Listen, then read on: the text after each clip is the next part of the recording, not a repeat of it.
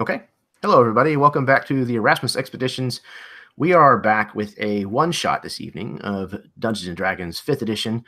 This is going to take place in the same portion of the world of Rostfiend that the campaign that is ongoing on this channel called Beneath the Banner's Shadow takes place in. This is Vykaril. It's kind of an Arthurian mix of kind of British and a little bit of German, but with a heavy coat of fantasy kind of laid over the top. It is not meant to be historically accurate.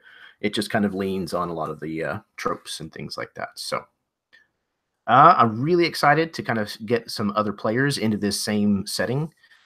I just ran a one-shot on Monday that went really well with new players in my Momentum campaign. So I'm excited to kind of cap the week off bookend style. I'm going to go ahead and pass it over to my players so that they can do an introduction, plug their channels, that kind of thing, and then we'll get started. So first up, we've got Megan. Hey everyone, I'm Megan, and tonight I will be playing Gaultier Dujardin, who is a scout servant of the noble family. So I'm excited to play. I never get to play kind of quasi-historical fantasy, so I'm super looking forward to it. So thanks. Absolutely. Next up, we have Ben. Hey everybody, my name's Ben. Tonight I'm playing Executor Osmond, who is a member of the Justicars in this setting, a kind of worshippers of the goddess of justice, executors of law, and hunters of witches. And that's about it for now. Awesome. All right, and next up we have Nico. Hi, I'll be playing Sir Godshock Enervorn of Shieldhouse Melewaine. He's a leal servant of the Duchess, anointed knight, and fervent faithful of Thorn, god of war. And I'm heaps excited for this game and to play amongst such exalted peerage. And I'd recommend everyone's channels here in lieu of offering anything for myself. Excellent. And next up we have Chris. Hi, I'm Chris. I run the channel Drop Dice, and tonight I will be playing Brother Rostus, a ordained priest of the Eightfold Sect. He's a firm believer that all the gods should be praised equally, and hopefully I can capture that well tonight. I have faith. All right, last but certainly not least, we have Lloyd. Hello, I'm Lloyd. I'm playing Ludwig, or Ludwig, that's how you'd say it in German. He's like a thug, ruffian. He's just like not a good dude. But he grew up as an orphan, as many thugs in fantasy settings do. And the Duchess was always kind. He like grew up in one of her orphanages, and at Christmas or at Midwinter Festival, she would like give them toys and like do a visit and give them sweets and stuff. And so he has this like undying sort of love and worship for the Duchess, and so he's like using his street cred and nefarious means to try and save her.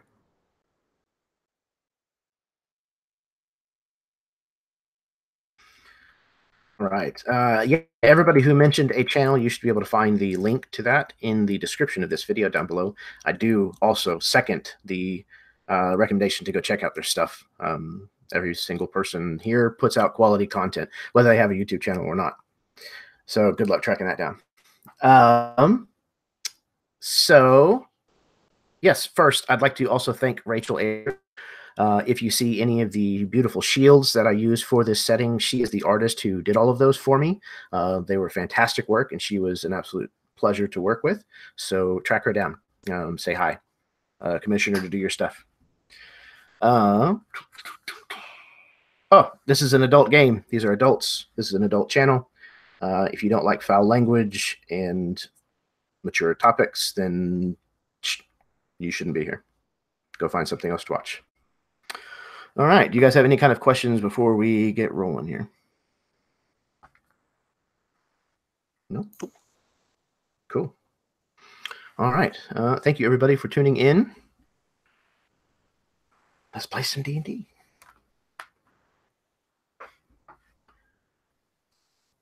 The kingdom of Vykaril stands on the edge of a knife. Petty squabbles and ancient rivalries are beginning to fester between the once noble Shieldhouses. Wealth, gain, and the pursuit of prestige now cloud the judgments of the hungry elite. It is a coal bed waiting to ignite. And in the western reaches of the realm, that smoldering fire is being vehemently fanned. Dame Bailey Reinhardt, a knight of the House Melewaine, is being held prisoner under the charge of treason, accused by her captors who belong to House Lathalbren. There is rumor that she has evidence that would call into question the claim the Queen has to her crown. In possible retaliation, a knight of House Lathalbren was ambushed on the road on his way to a tournament. Though gravely wounded, he survived his injuries and named his attackers, the bannermen of House Melewaine. You were now on your way to Curwall, to meet with Baron Lightnor, to discover the truth behind the ambush of Sir Reynard Baskin, as it is his men who stand as the accused. So if you would please, each of you, tell us what is something about your character that has been revealed or shared while on the way to Curwall.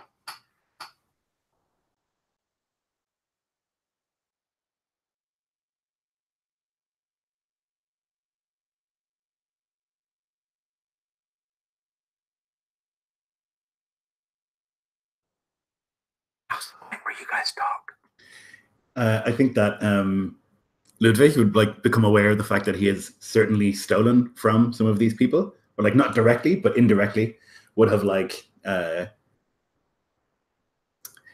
caused crimes to happen sort of ancillary to them or around them with the gang, but wouldn't have said anything. I think he would just like, he's already very nervous to be in the company of nobility. He's not good at that. He doesn't like, he believes like firmly that they are like inherently better.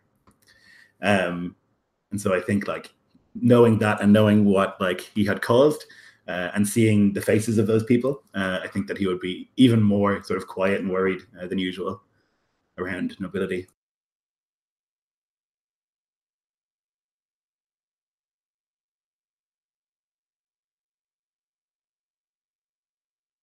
So Godshulk would mutter to those who would listen while he rides that does not pass with him, that in retaliation for this lady being kidnapped, that good Lightmore would risk her health by having this knight ordered to be accosted. That does not mean that it was not Melewaine men who assaulted the Lathalbren knight.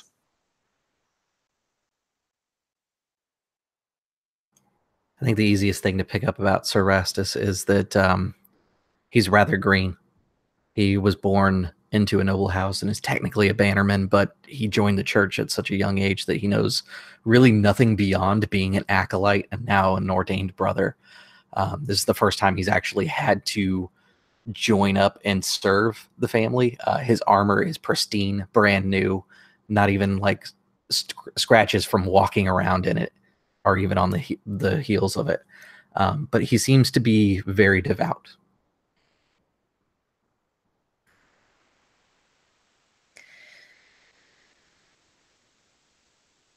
Gaultier Desjardins is his armor speaks for itself. It's very worn, dirty, but he is extremely quiet. Unless directly spoken to, he doesn't offer much on the trip, but not because he is unfriendly, just because he just doesn't seem to have much to say, and he is not. He doesn't appear that nervous either, as you see he pays a lot of attention to his bow, and you can see that on the wooden part of it there is these odd symbols etched by hand. It's by a unskilled hand. They're very shaky, but they are etched into the wood. But he always ensures that his bow is strung tightly. The string is strung tightly, almost neurotically so. And yeah. I think that the Sir Anvorn would find an audience for his thoughts in Osmond, and he would listen intently and smile and agree that certainly the Duchess would not have ordered such a thing. And after some conversation, I think the biggest thing that anyone would pick up on is just that Osmond tends to be deep in thought, and that he fears for conflict in the region.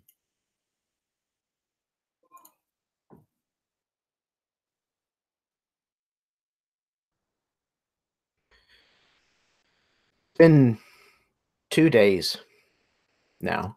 It's just the middle of spring.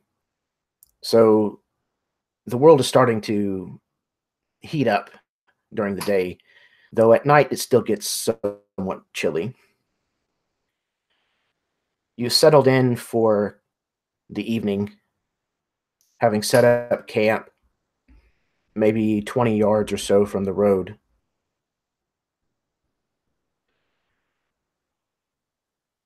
And you're sitting around the fire,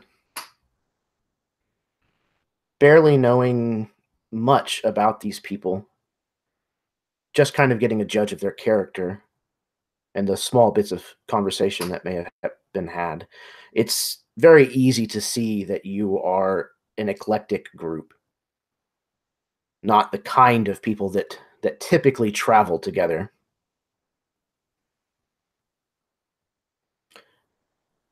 Is there any conversation around this fire as you're settled in for the evening before you bed down?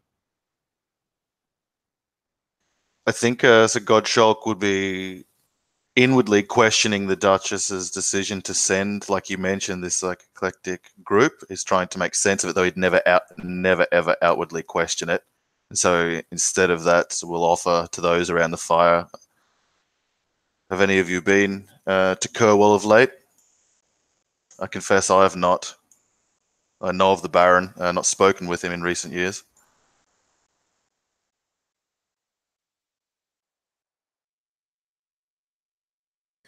Ludwig is like busying himself with. He's got like this little piece of wood, and he's like whittling something and trying to focus on that. And he like doesn't think it's appropriate for him to speak to like a knight, and that would have been clear like throughout the journey. And so unless he's like looked at directly and like asked to chime in, he'll always kind of like look down and kind of be a little bit worried that he'll embarrass himself. Knowing that from the road, then I guess he would have put it to the others sitting around the fire, like trying to like seek eye contact with any of them to see if they know of the road to Kerwell and Kerwell itself. Gaultier would, not meeting your eyes, looking at the fire. Was there, I guess now it'd be many nights ago, for some different thing, and I did not talk to the Baron either. I have been there in my work, but it has been years. I imagine it was a different place then. I'm afraid I've never been. However, I've heard that they have quite different recipes than what I've grown accustomed to. Would you like any more stew? And he starts like kind of like ladling out plates and trying to hand them to people. Just very nervous about the journey in general.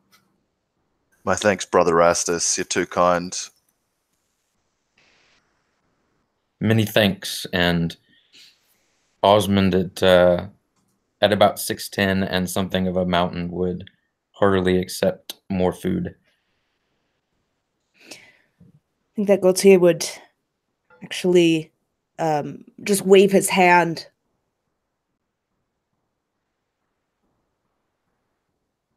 I do not want to overfill myself in case this doesn't turn out like we want. All the same, Mr. Dajan, I appreciate the hair that you gathered for us earlier. We wouldn't have such a fine meal without it. And you see he kind of smirks and nods his head in acknowledgement.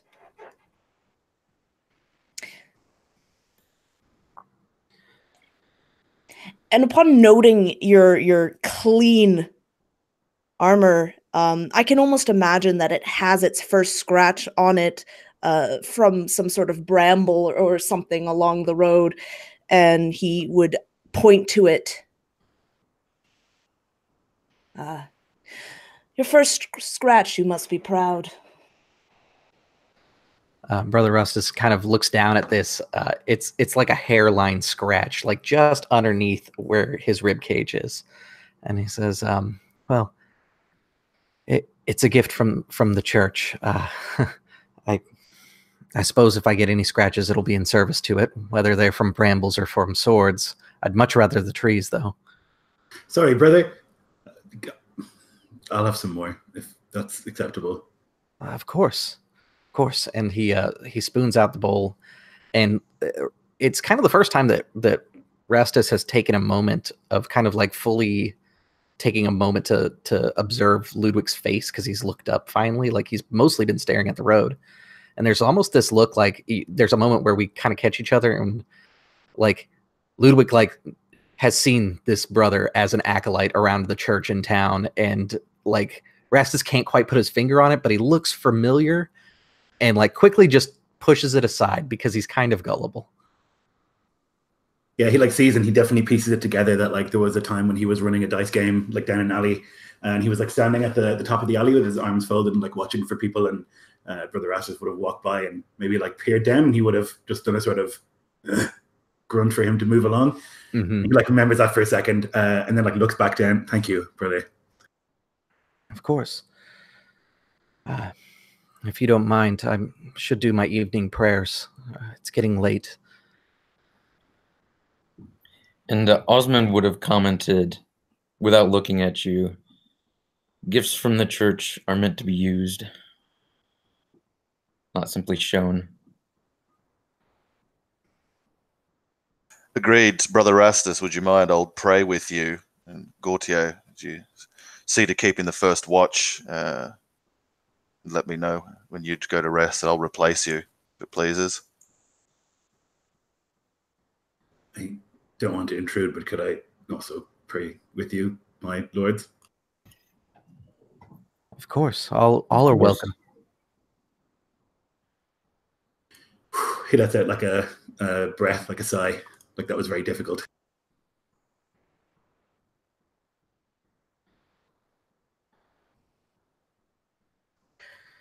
So you pray, you set your watch, as it becomes very obvious that there will be fog tonight, though it doesn't look like it will be thick. As once again the temperature makes a drastic shift as the light of the sun ceases to penetrate the dense forest where you now camp. The chill sets in, and you each take your turn at sleep and rouse with the first light of dawn. But with dawn comes a smell mingled with the morning mist and the fog. You can smell burnt grass, and it also smells like pitch. And then you get a whiff of the tinge of iron, the back of your throat, when a large quantity of blood is nearby.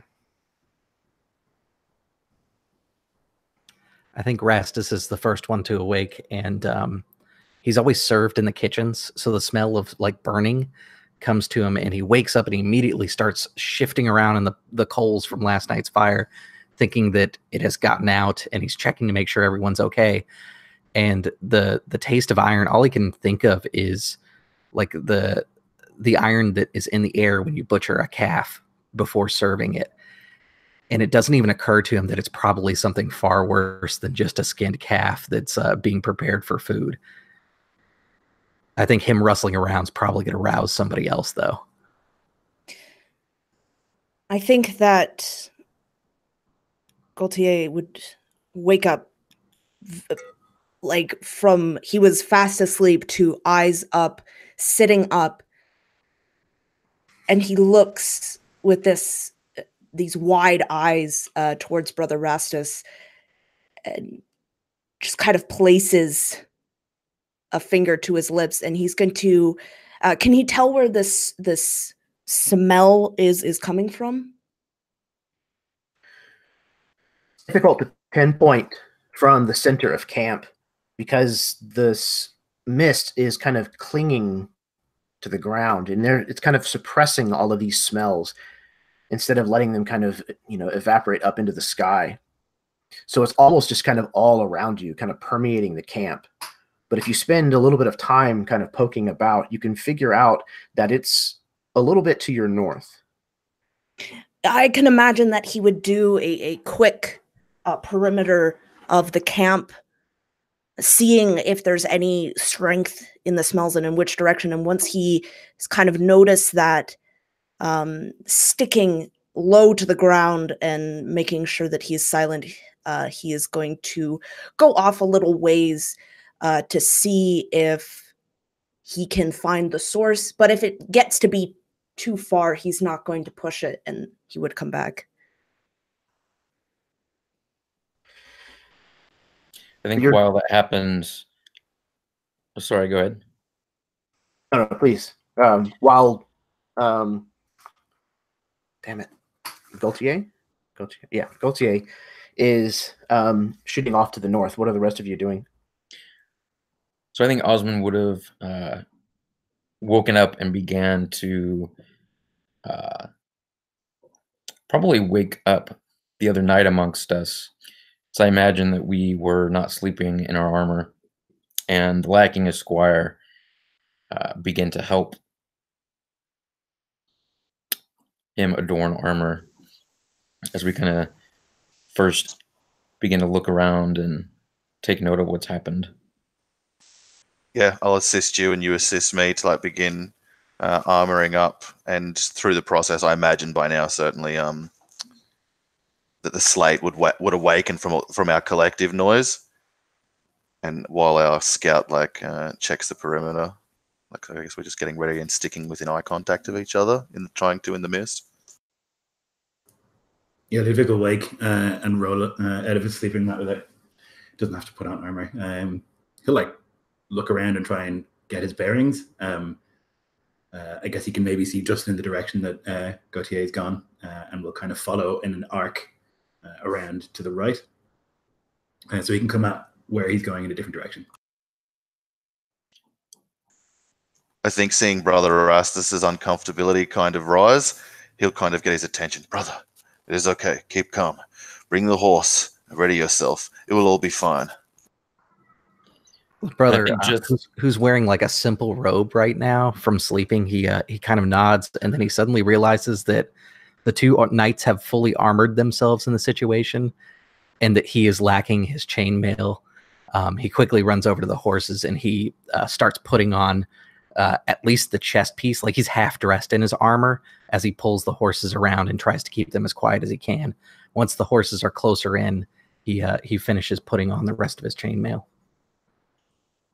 And I think just as you're trying to calm down the good brother, Osmond would say, looking around, it seems to be all around us. Black magic, mayhaps. I imagine facing away from you, Godshot grimaces at the mention of the word.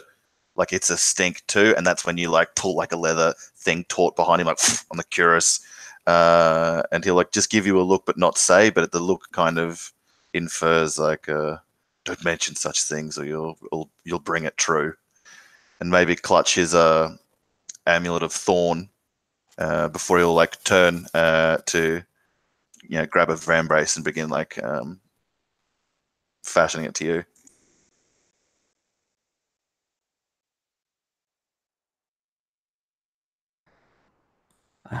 I'm not sure, honestly, but I know how to find out. And he clasps his hands in kind of this practice maneuver, and he lowers his head. Aldar, keeper of secrets, become my eyes and heart. Allow me to feel the magic's being worked.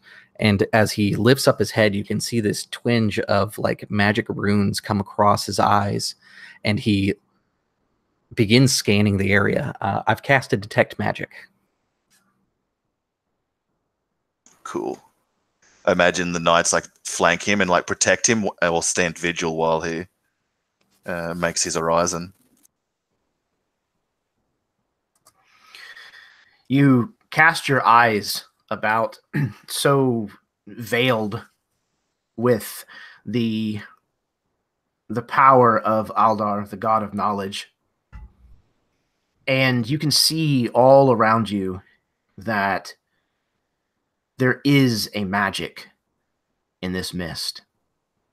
It's hard to pinpoint or separate out, like the smells and the mist itself. It seems to be almost all around you, but fine and pulled apart. It's not solid.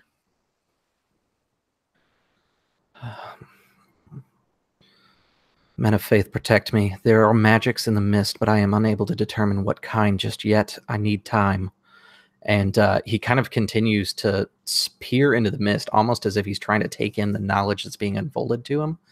I'm just going to concentrate so I can figure out the schools that are related, and everybody else can do their turns. Absolutely. Gautier, you'd feel a hand on your shoulder, like as if from nowhere. For like a big guy, Slate moves worryingly quiet, and he'd like put a hand on your shoulder. What is it? What can you see? For an instant, Gautier you can feel the muscles kind of tighten under your hand, and he looks to you quickly, and he would shake his head. I'm not sure, but the scent is coming from this way. Now, stay silent. And he's going to move a bit. Keep moving forward. The two of you stalk through this undergrowth as the rise in the land starts to drop away. The geography changing into kind of an open sweeping valley that you can't see much of. The tree cover continues. It's thick, dense forest like most of Vykaril. And as you're pressing forward, you hear a noise, and it stops both of you in your tracks for a moment. And just then, a small handful of crows burst into flight from much closer to you than you realized they had been at first. and you realize that where they just lit from is a corpse laid out just behind a small bush. You could barely even make him out from here. So upon seeing the corpse, Gaultier would make sure that Ludwig also saw it just by hand gestures, and he would slowly approach the corpse. Ludwig has seen a lot of dead bodies in his time, more than most probably. And so he'll like approach and give a kick to make sure, not like a rough one, but just like a prod, and then he'll like squat down and like and try and determine like what's happened and how long this person has been dead. Before the two of you actually reach the body, even through this mist and this fog, you see the black and white, the black and yellow rather, telltale stripes of a tabard of someone who serves House Melewaine. This individual is not only tabard bearing, he was also wearing armor. And he has 2 arrows stuck in his back, where he's lying face down in the dirt, in the leaves. His helmet, having spilled off of his head, likely in the fall, lies maybe 10 feet away from him.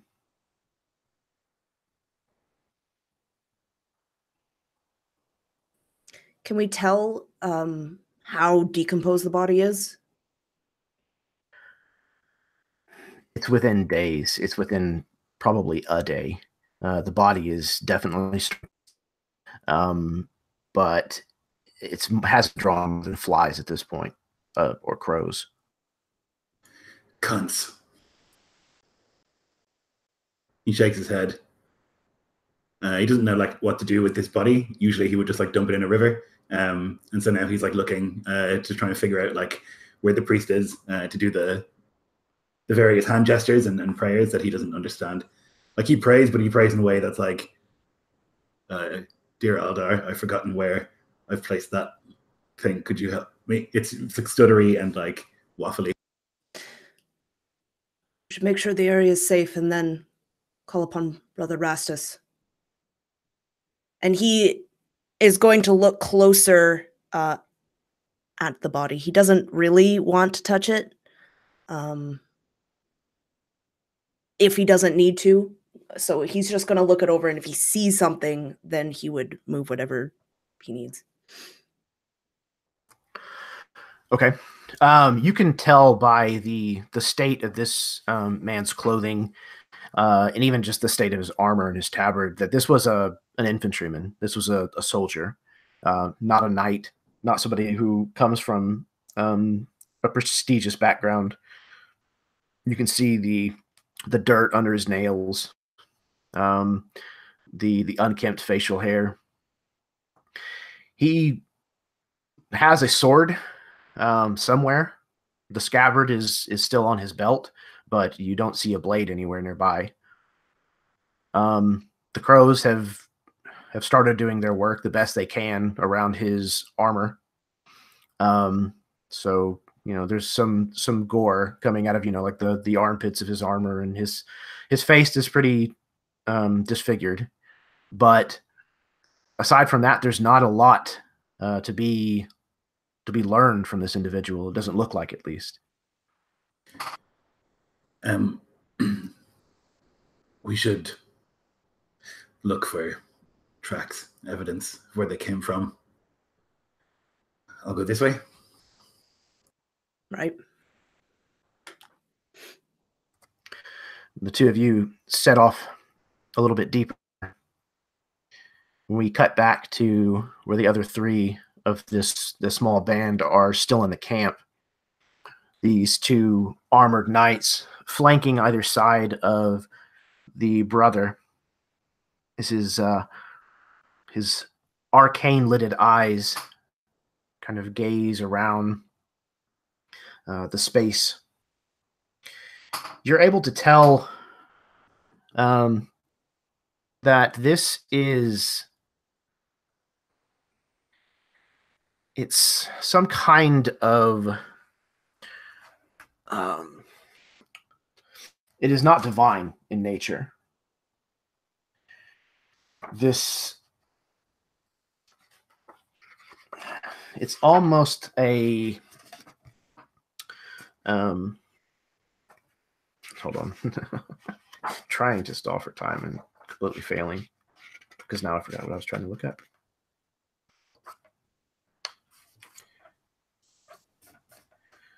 What do you see, brother?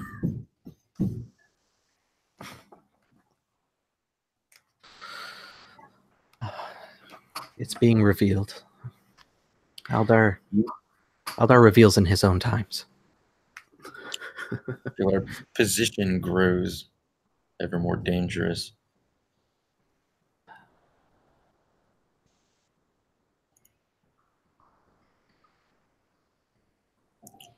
And Rastus remembers back to like something that Father Asher used to tell him, and he kind of blurts it out. It's a very rude thing to say, but he doesn't think about what he's saying. It's just like this old father in the church used to tell him, "Do not rush the wind." And then suddenly he realizes how rude that comment was to a landed knight. Forgive me. I'm a moment longer, please. You realize that this is a type of magic called transmutation. I'm afraid your assessments were correct. This magic is transmutive in nature. It's black magic. Indeed. Sir Anavorn, what experience have you with... He kind of smirks, but you can't quite see from your position. Well, you know.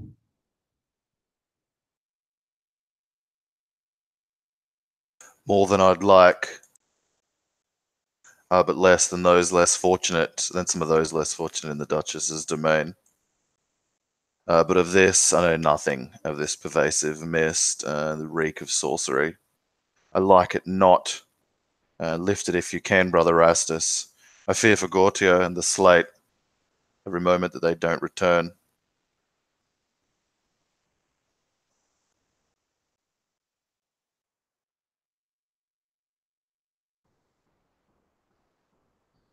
And now he's like he's thinking inside whether he wants to call out to Gautier and risk giving away his position as like the concern rises. It was okay at first, like the scout going off into the mist and slate 2 was almost like regulation, but then after they'd left and the talk of black sorcery, he's like very concerned and then feels surrounded. I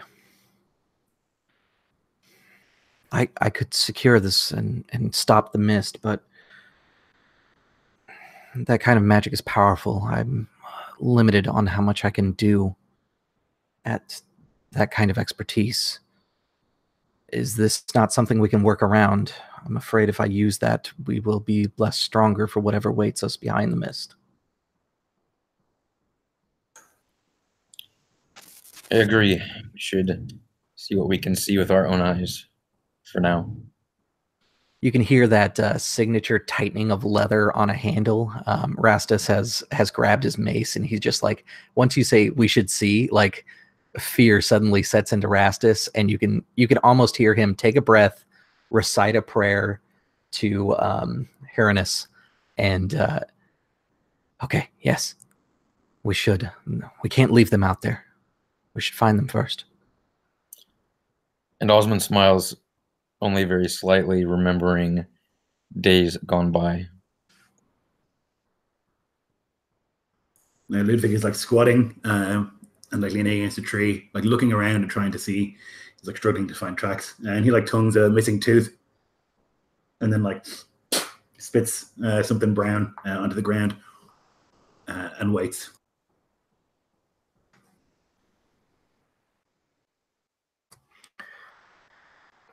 So the intention, it sounds like, is for the three in the camp to remain where they are for the moment. I think we're going to push into the mist and try and figure out where the other ones went, which is Yeah, I Gotta be think loud those and two want noisy. to. I think Godshock's gonna stay at the camp. Okay. That would make sense. Like, I'll guard all the stuff. You two go to look for them. I would go. Okay. So the two of you kind of head out in the direction that the scouts went, hoping that you're going to be able to find them in all of this. The two of you who are scouting ahead have continued deeper into the forest, deeper to the north. And then you start finding additional corpses. All of them armed and armored to some degree or another. You come across a dozen. And by the time that you reach where the land kind of flattens out a bit, the morning sun has burned off enough of the fog that you're able to see quite a bit further. Though there's still plenty of fog along the ground, it's not enough to prevent you from seeing an entire battlefield littered with corpses. You see the black and yellow of Melewaine banners and tabards scattered as far as you can currently see, and intermingled are other armored individuals wearing the symbols and colors of House Lathalbren. There are probably 2,000 to 3,000 bodies scattered in this field that the crows are just circling around and diving in. And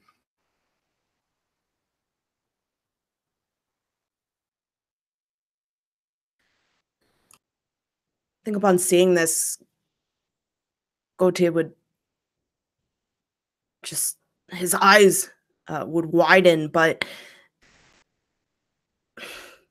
he would almost be relieved in a way that this was not some sort of dark magics or you know, them getting that picked off by something else, that it was other men. And so upon seeing this, he would turn to head back to the camp. He would not want to go any further into the battlefield. Ludwig would like stare at it, sort of in shock and awe, and like shake his head at it. He's never seen this many dead people before, or like the stench of a battlefield and the insane noise of the crows, and like the mercenary part of his brain thinks this is good for business. Like, war is good for business always, for the kind of business that he has.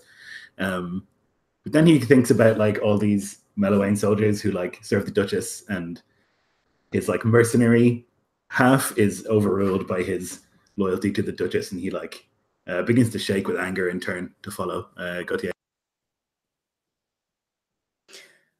We must tell the others that it is what has happened.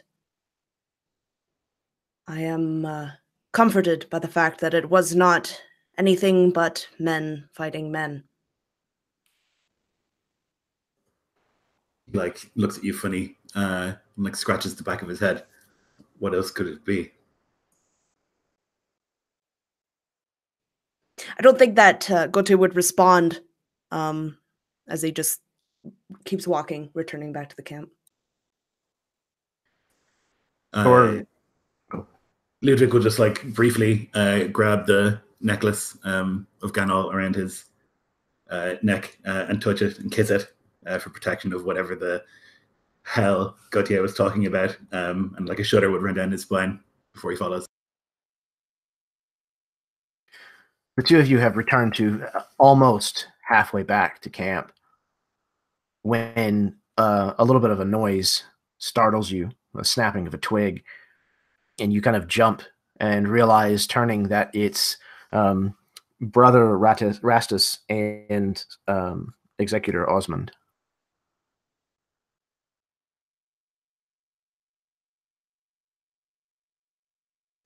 Ah, you have come searching for us?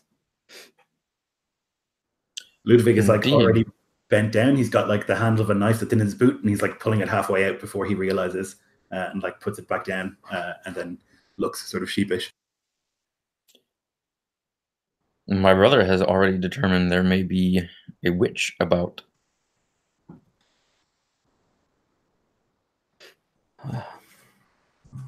It's true. Althar has granted me vision to be able to see it, but there were definitely the works of it. I don't know if the witch is still here, but thank goodness that you are safe. What is that smell? And you can see that he's like about to vomit. He's not terribly far from where those bodies actually are. We found nothing more than a battlefield. Who? Many dead. Melewaine's and Lathalbren.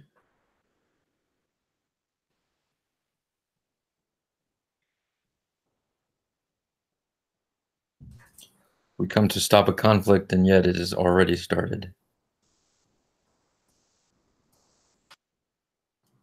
Brother Rastus kind of nods, and he says, of course, I should see to the dead. There are thousands. Do not think it is wise to spend that much time. When you say thousands, you can see him like hold back the vomit, just like imagining this. Like Rastus has dealt with the dead before, but it's always like a body that's been brought back and cleaned before it even goes to the temple, and he's just given last rites and buried them. So like the whole idea of walking into kind of the image that Jeremy's posting right now is just disgusting and terrifying to him at the same time. No, Strona would see that I perform a prayer, at least over their bodies. We may not have time to bury them all, but I can at least give them one final grace. I will go with you.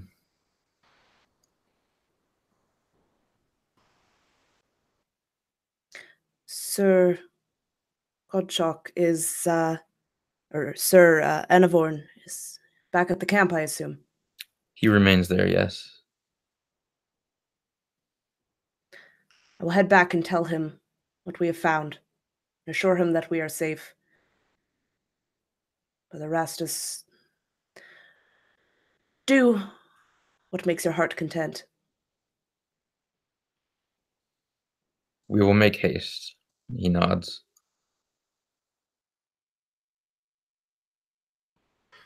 And Rastus just kind of nods quickly, trying to kind of square himself away. Now that he understands what he's about to walk into, it doesn't make him feel any better, but he at least is not just going to vomit all over the place as he sees the battlefield, just because he was kind of warned ahead of time. Once we arrive at the edge, Rastus, who looks kind of a palish green now, looking at this field, he looks over to Osmond and he says, Sir Osmond, I must confess that while Thorn is the one that has chosen to bless me the most out of the 8, I am unfamiliar with battle. This seems nothing like what the poets speak of. It never does. Poets come much later. And he would have looked away as well as we approached the thousands of bodies. Not quite as unfamiliar with the situation as the brother, but still taken aback regardless.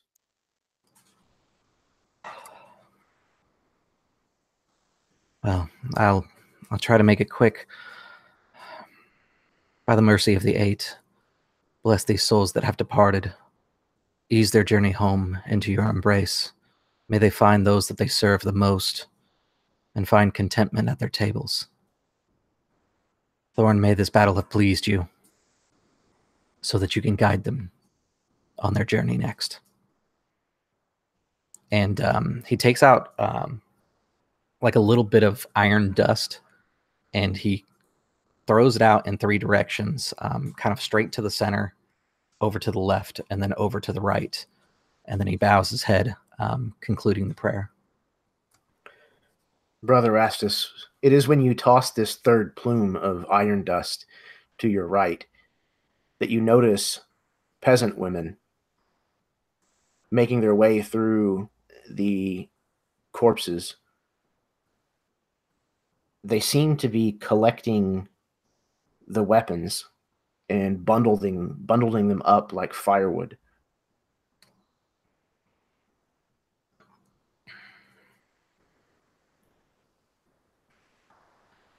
Brother Osmond, those soldiers, and he kind of points over to the women.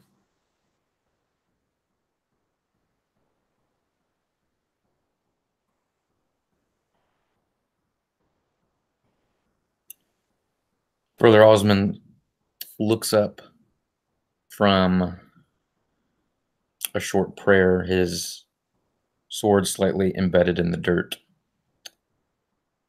How far are these peasant women? The closest one of them is probably 100 feet or maybe a little more from you. Both of you, if you would please, roll perception. Alrighty. I was going to say, as a player, I understand what they're doing. As a naive priest, no clue. For my perception, that's a nat 20, which comes out to 23.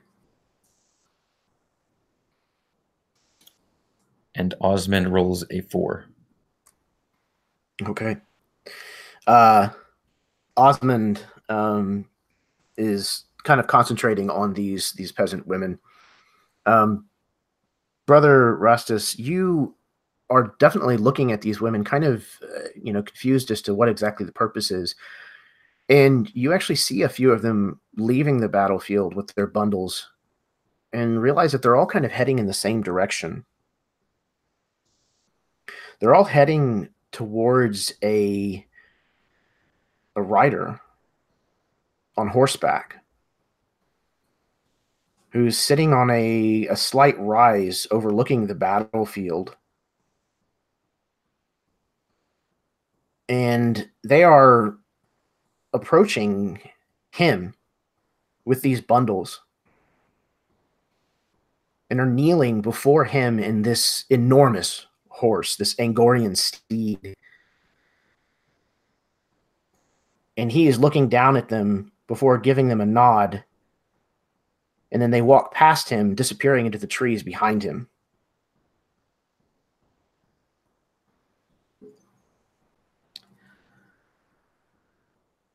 I think Rastus isn't really prepared to understand what he's seeing. He's been with the church for so long that even if this isn't, he's going to chalk this up to being a sighting of Thorn, and that the swords are being gathered from the fallen, and that Thorn is taking them to the next realm. He quickly kind of closes his eyes, diverting them from what he believes to be a miracle in front of him, and he makes a quick solemn prayer to Thorn in thanks for being shown this vision. And then he quickly turns to Brother Osmond. We should return to the others. Thorn will see to their souls now. This is no vision.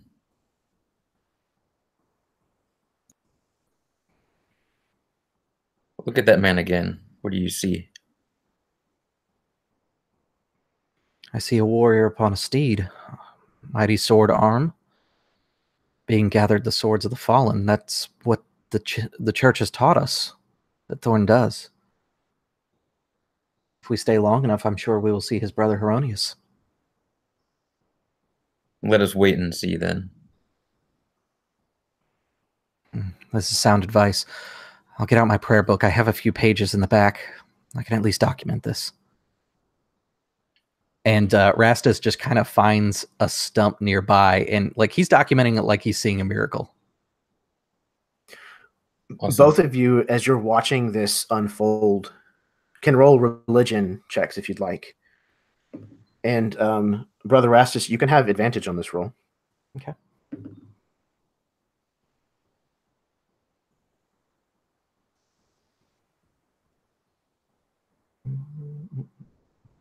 So that came out to an 18 for me. A 23. 23, all right.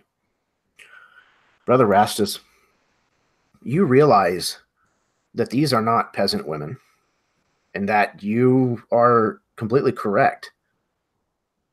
These women, as you can study them, you can see that these are actually wives of woe. You can tell because the tears that streak down their faces are thick and black, and that their eyes glow with this dull firelight. These are not mortals. You, however, Executor Osmond, realize this as well.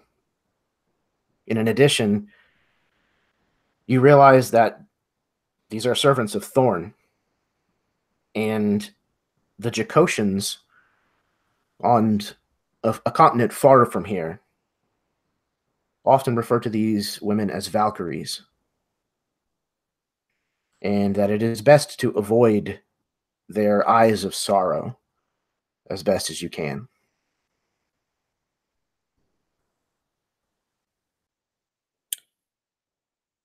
And I think as I realized this,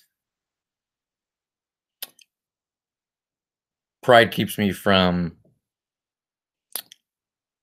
going back on what I just said, but he does realize this. Well, brother, I think we've waited long enough. We should return.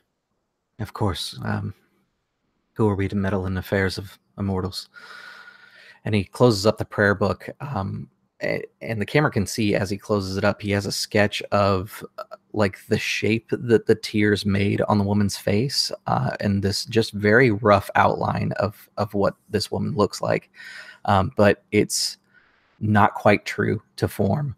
It has an unearthly nature to it, kind of like when you read the Bible, when they describe angels, they say that they have multiple faces and too many eyes, that sort of thing. Like the woman he's drawn, she clearly has like eyes that are just in the wrong place, and there's like a flame that seems to be consuming up her backside.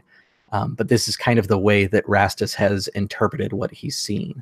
The only thing that is really clear and identifiable of these women are those tears.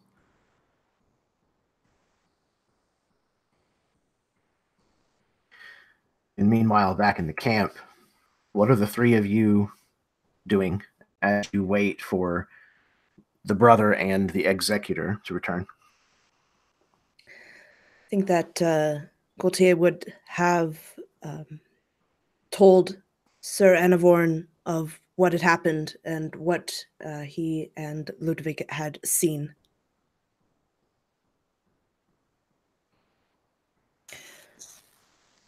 Grave news, and that we should camp so close to a place, not know it till this grim dawn. Let us strike camp and find the others. We will perhaps then seek the path onwards to Kerwal. Although the Duchess should be made aware of this if she is not already. Come, I'd beg a hand of you, and he'll like go away from the horses now to like pull down the tents and all the stuff from our camp pretty much as quickly as possible, and then like backtrack, get Gaultier to backtrack where our companions have gone, try and find them back at the battlefield. Brother Rastus was just giving them their final rites. Very noble of someone so... And he kind of pauses for a second. An experience to the world. Godshock nods gravely and says, I feel too much that the priests and priestesses will be kneeling and giving last rites to the dead. What you say is true. Hundreds lay slain here, and that is war already between Lathalbren and Lathalbren. Let us hope we are not too late to save more lives. Let us hope, he says, but let us go armed and in hope. Yeah, it's obvious from him that he thinks there could still be enemies around, and this mist being pervasive is nothing to alleviate that. So why would the Duchess send us to fix this and then send men to fight? I cannot know the Duchess's mind, nor ever would I question it. There's some reason and purpose that she has sent us to Kerwal. Certainly a slaughter of this size could not be done, or at least happen without her knowing. What do you think, Slate?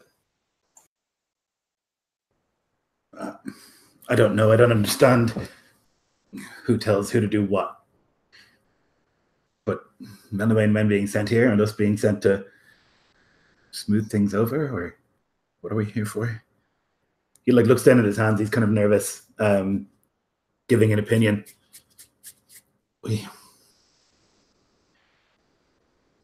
War? Doesn't seem like her. She's a sweet woman.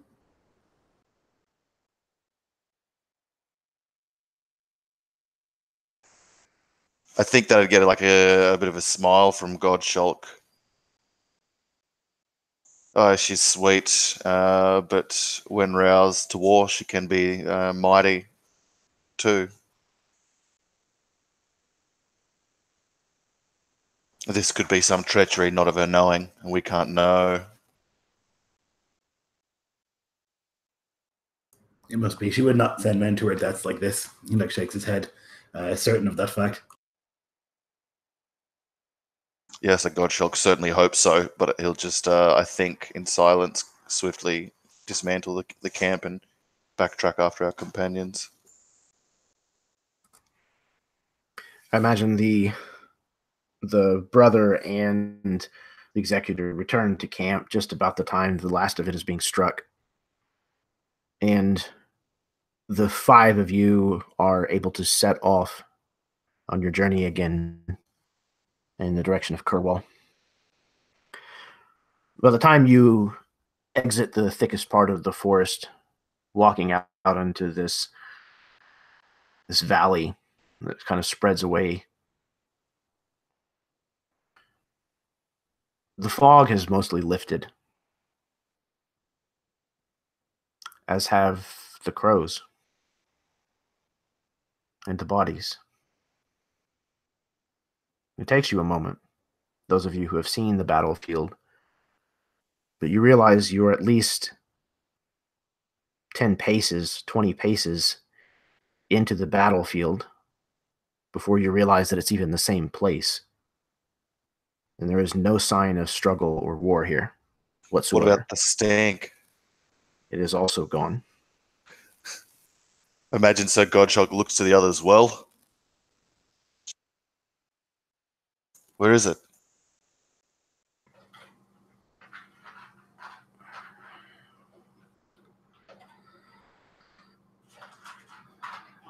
Before we left, we saw Thorn gathering the swords, or at least his maidens. I did my best to capture their beauty, but I fear I'm no artist. And he kind of holds out his book see, I did a good job. I'm sure it is better than any of us could do. What is the meaning of this vision, Brother Rastus? Is it a warning of thought from Thorn of things to come?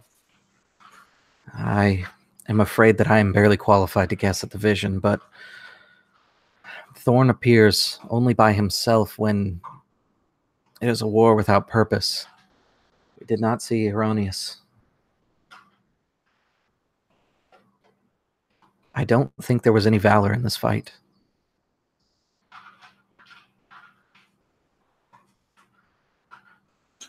I might be misunderstood. So was there no battle at all, or was there a battle and now it's all been cleared up? There is no sign of there have ever been having been a battle here.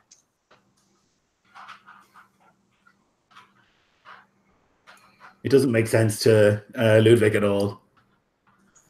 Like, he saw 2,000 dead men on the field. He doesn't understand it, like where they could have gone. He didn't see Thorn. He also doesn't believe that Thorn would be like on the planet, like on the Earth, walking around. That seems insane. And so he like doesn't understand it. And as far as he's concerned, it must be like a trick, something like that. And he would just say, "Magic, Lord." From what Brother Rustus perceived, yes. Whether it's the transmutative magic of the mist or the divine magic of Thorn, it seems we will not know. I think we should linger here, not find the road to Kerwell, be on our way with this in mind. And he'll look to the executor at this. See what is his feelings on the matter. It was certainly of Thorn, not some illusion. There may have been magics, but I believe them to be both of a witch and of the god himself. Two separate ones and working together, the same area. We'll stay vigilant as we travel now, armed and ready. It's my for hope whatever that might will come. be a warning, though.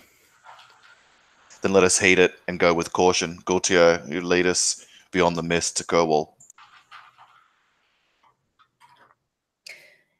You see that Gautier nods slightly. His face is very pale, but he kind of clears his throat and would press onward, leading the way.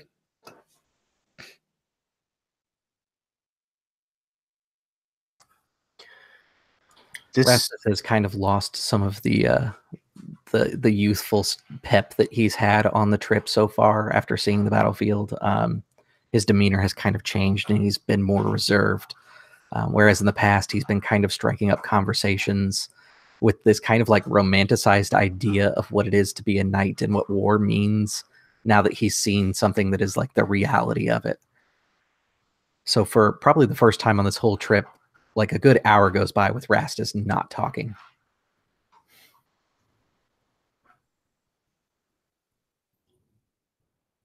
And I think with our shared experience, if I pick up on that, I'd probably wander over to you and ask, are your thoughts on the vision we just saw?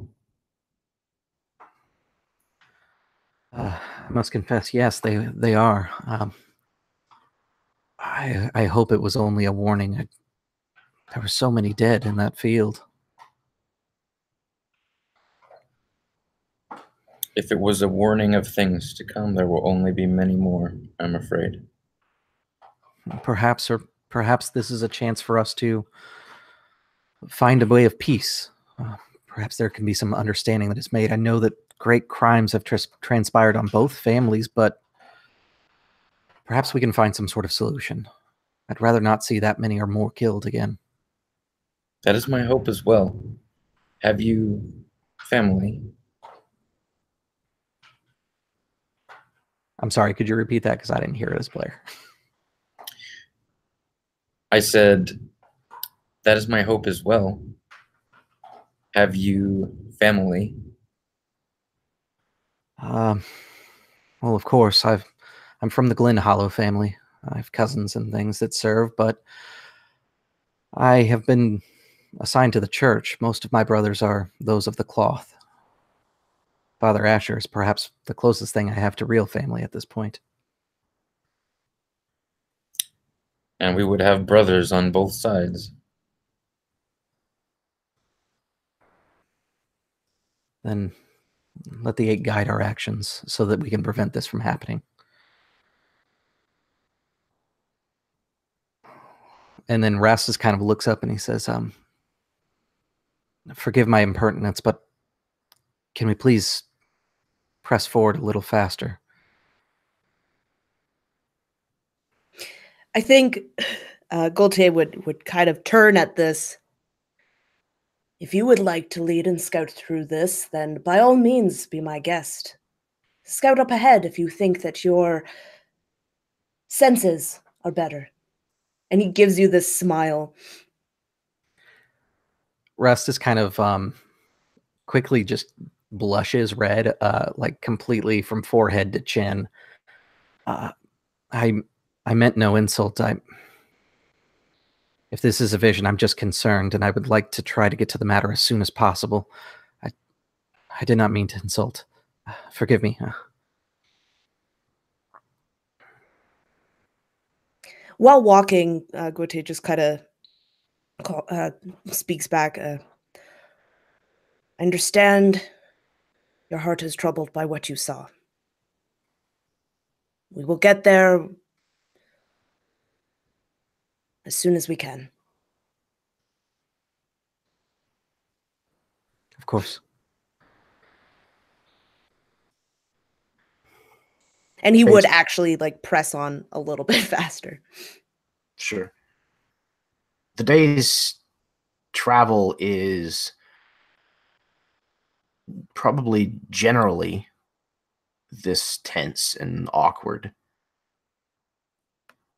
And you camp the next night with no further strangeness. And the next day, about midday, you see the outside of Kerwall. It's a decent-sized city, much smaller than Oxfeld, but it is the house of a barony. So it's decent. It's clean. And there's lots of people milling about, going about their various tasks, hawking their wares as you enter through the gates, which stand wide open, though there are guards stationed on either side. They see the colors that you are wearing and don't even stop in their chatter as you pass them. You are here to meet with the Baron, a man by the name of Lord Nicholas Lightenor, and try to ascertain exactly how it is that his men came to ambush a knight. I would also like to throw out there that, Gaultier, you know people here in Kerwall. People from business associates, if you will.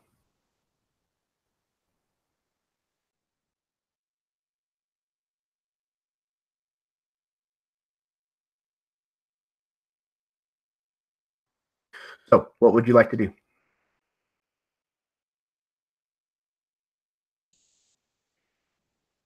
Shall we go right to the Baron then? Godshalk nods. That's his intent. He'll spur his horse in like that direction, and if it's not obvious, like ask for direction. Yes, the town itself is raked kind of up near the back, and there is a keep that towers over the rest of the city. And you're easily able to make your way there. Most of the guards even seem to somewhat be expecting you. You're taken in. You're allowed to dismount. They'll take your horses for watering and feeding. And you are taken straight into a chamber off to the side of the throne room, this small audience chamber. It's still nicely appointed, probably more nicely appointed than any of the rooms that you've ever stayed in. And as you're waiting, in this chamber, the five of you. Is there any conversation that you'd like to have before the Baron's arrival?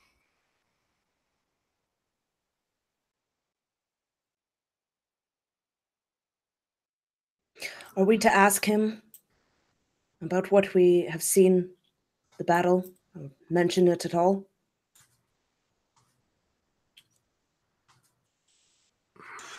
Perhaps not the Baron, but if they have someone of the faith, a court priest, perhaps, maybe we can bring it up as a vision. They could at least tell us if there was anything that happened in the past. And as Rastus is kind of speaking of it, he's passing the time by illuminating the page that he did the sketch on, adding little patterns and filigree to the page edges.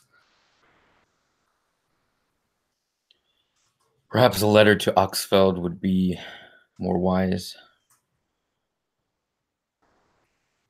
Perhaps, but if it was a battle in the past, then we might have a better idea of what Thorn was showing us. If it has never occurred before, then we know it to be a vision of the future. We could pen a letter to Oxfeld and to your mentor, who may know more on it. We travelled lazily for the most part of 2 days. It might not be outside of the realms of possibility to have a messenger sent here swiftly. Of course. Then perhaps we should not say that we saw a vision, but simply ask about the past between the two families. I must confess, being part of the church, most of my focus was not on military history.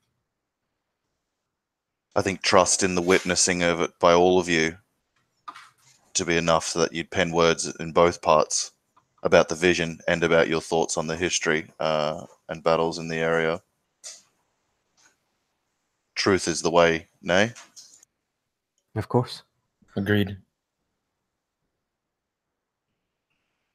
He seemed wise, what you spoke of him on the trail. He may be able to illuminate us further. Very And well. Slate, you know of certain people within Oxfeld. Perhaps you could ask them too. I will. After we speak to the Baron, I will set out immediately.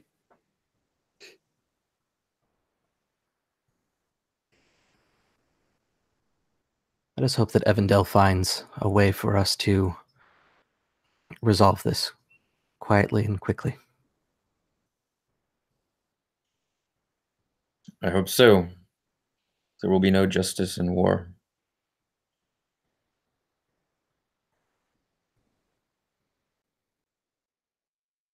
I think Godchild stands up at this and paces back and forth, trying to but failing to expend all the nervous energy.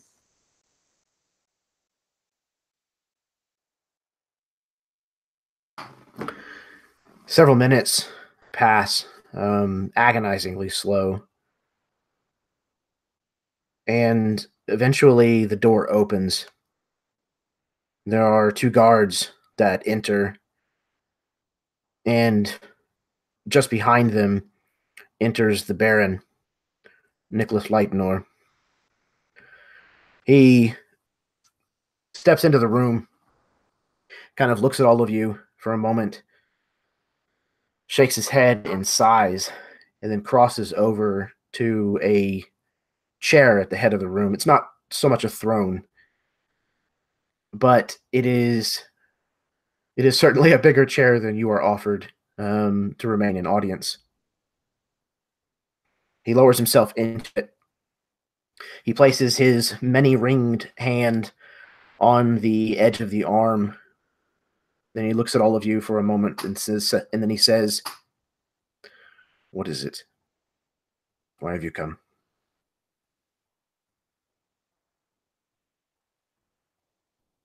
I think Sir Godshulk rankles at his tone, but remains stony-faced and silent, deferring to the executor of the Duchess. Yes, on with it.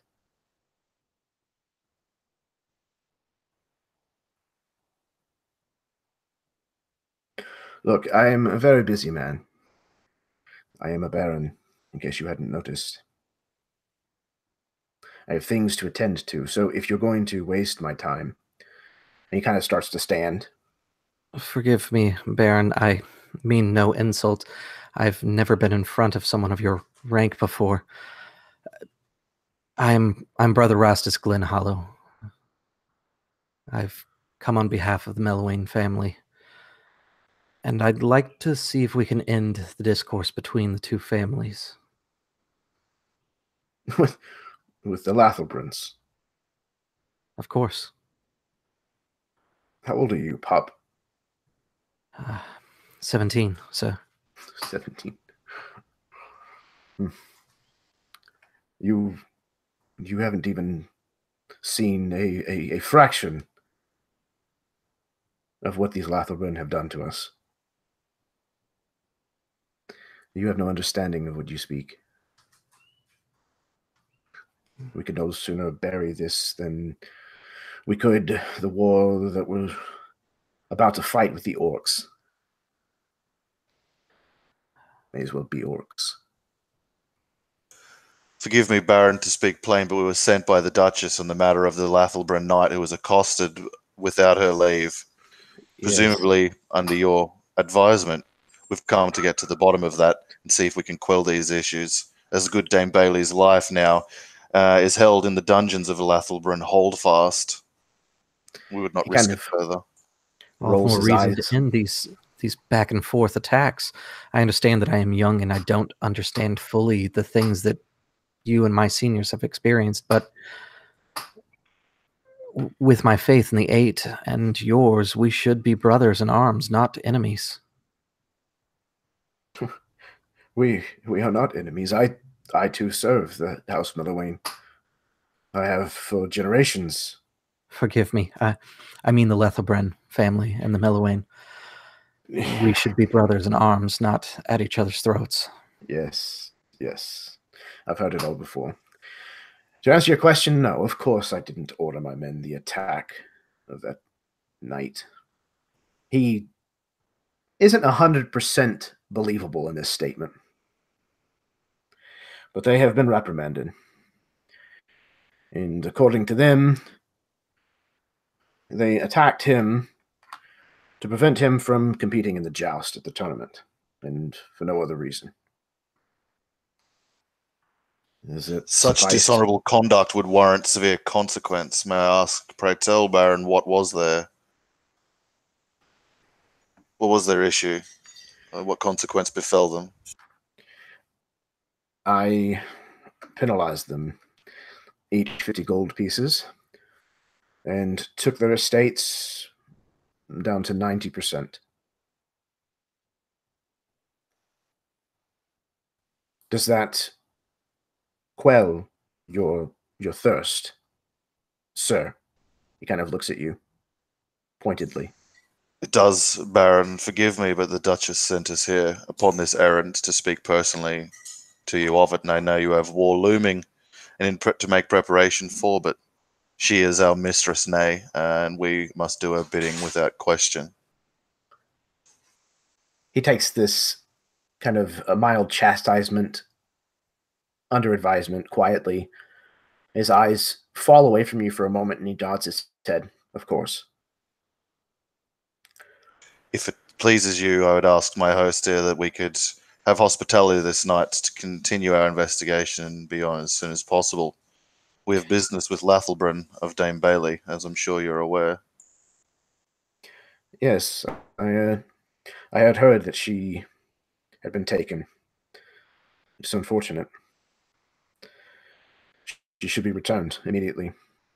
The Baron, the Duchess should have her right to hear her case, whatever it may be.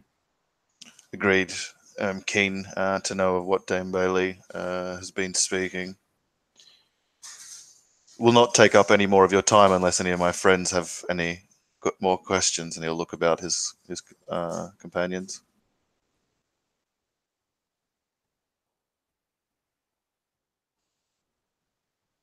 Then we'll leave you, my lord. Oh, sorry, you go. Sorry. Gaultier has been just kind of looking at the Baron for a while before he finally speaks. Were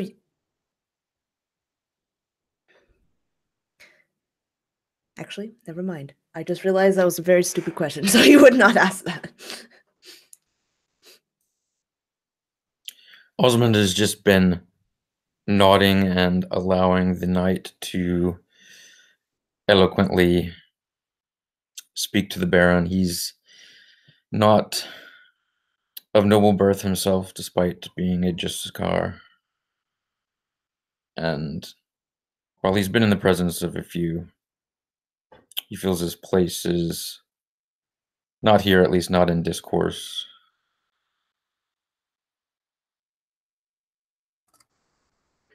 When it seems like the questions are done, Lord Lightnor rises and kind of waves his hands somewhat dismissively. You, of course, can stay here for the night or two if you need it. There will be ale and dinner served in the hall. You're welcome to it. Join me if you wish. My staff will show you to your rooms. He turns and he leaves. You know that there has been some issue up north involving a band of witch sympathizers. And you don't know much beyond the fact that supposedly a Justicar was killed. Obviously, Osmond, you know more than that, whether you let it on or not. And there is rumor abounding that Sir Lightnor, his son, also a knight himself, may have been involved. And this would not be the first time that the Lightnor family had embarrassed themselves and had to be taken down a peg. They have been beneath House Melewaine for some time. That is true. But within the last 2 generations, their power and influence has been reduced intentionally. All kinds of reasons abound, so the truth is difficult to discern. So his behavior is not entirely unexpected. So those of you... oh, sorry, go ahead. I think as soon as we're out of, or the Baron was out of earshot of us, or we had left, Gaultier would turn. I'm sure it is on the minds of everyone, but that conversation was not the most truthful in its nature.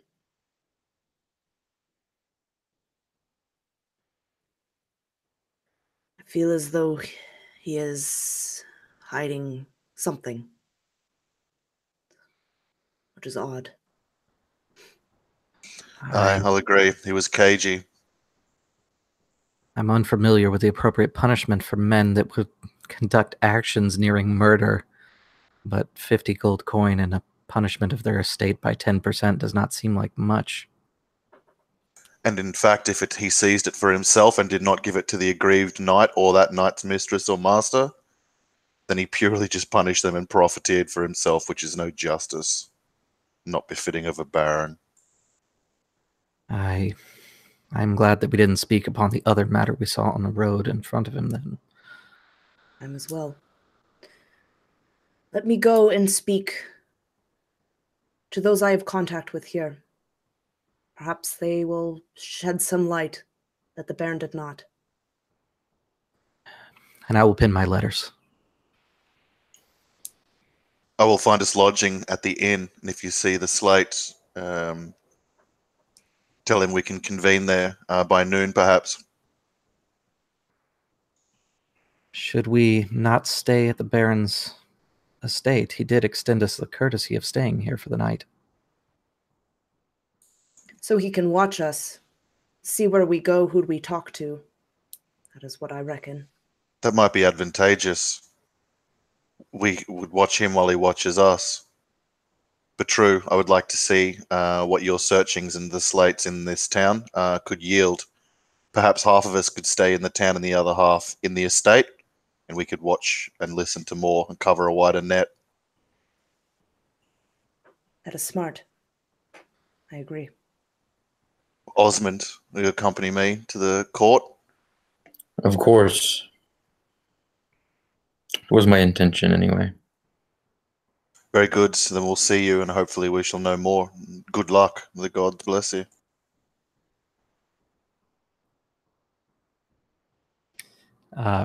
Rastus, it's hard for him to hide it, but he kind of pipes up. Then I suppose I should stay in the court as well. We must see if this man bears any faith in his heart. I found his convictions to be lacking. And you can tell that it's just simply he wants a good bed to sleep in. That's going to be better than the inn. Better than he had in the monastery.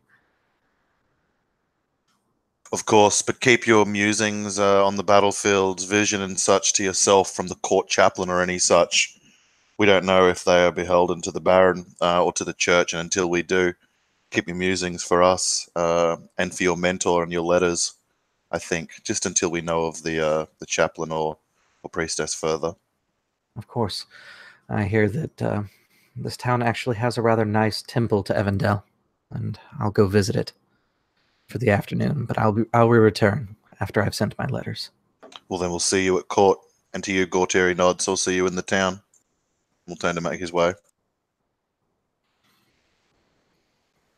Gote would head out in search of some of the people that he knows. All right, and with the parting of our fellowship, I think that's where we're going to take our break. So 5, maybe 10 minutes, refill your drinks, smoke if you got them, kiss your spouse, go to the bathroom, etc., etc. Thank you very, very much for everybody tuning in this evening. I'm having an absolute blast listening to what these guys are doing, and gal. And I can't wait to see what's going to happen in the second half. So stick around. We'll be right back.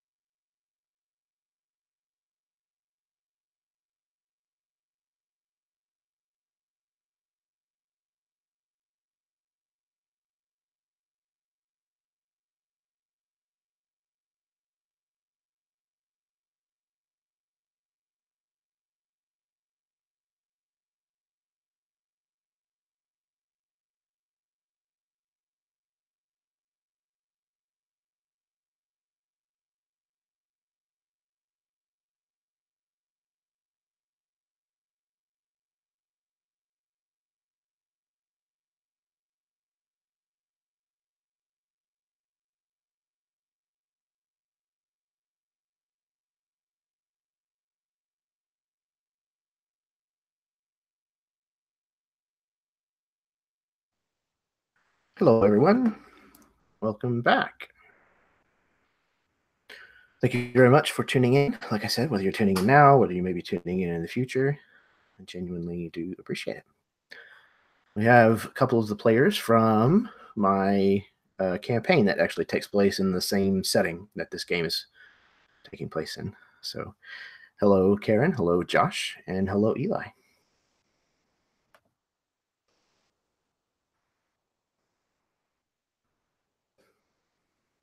Give everybody just a couple more minutes, and then we'll get started.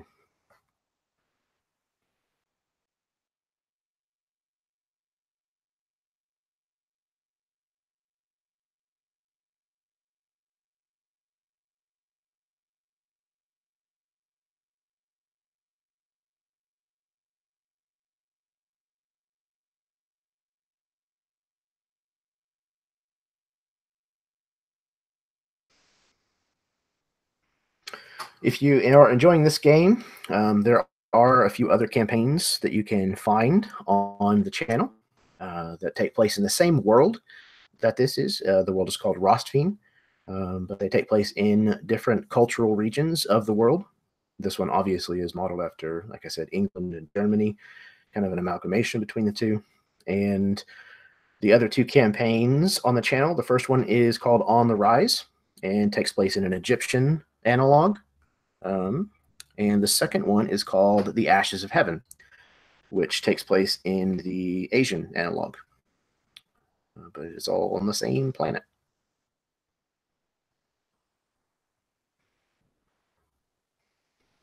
As I mentioned as well, I also have another world that I've been running a campaign in called Momentum.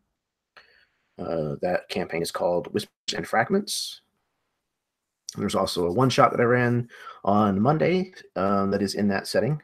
That was called May Dawn Spare the Heathens. It went really well. It was a lot of fun.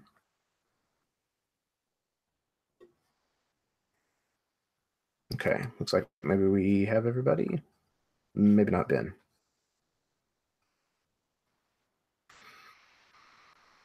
Well, we can get a soft start because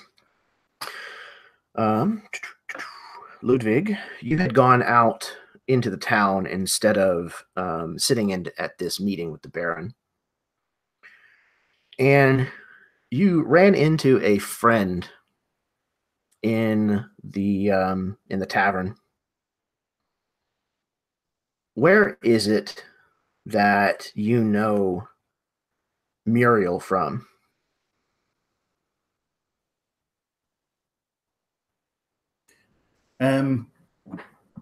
Here and there is what he would tell anyone. Just a face around town. But they've done like several heists together. Like Ludwig is they would call it, like in their parlance, an angel, which is like a second story man. So he like breaks into people's houses, like climbs up walls and things like that, and like would steal. And so they've at least once, if not like 3 or 4 times, gone on missions together. They would call them missions. Really, it's just theft.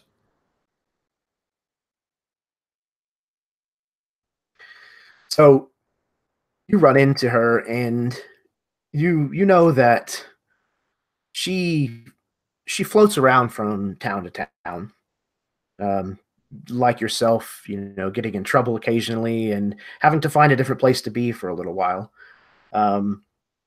And you remembered now, having run into her, that she had mentioned something about disappearing for a while, maybe about 6 months or so ago.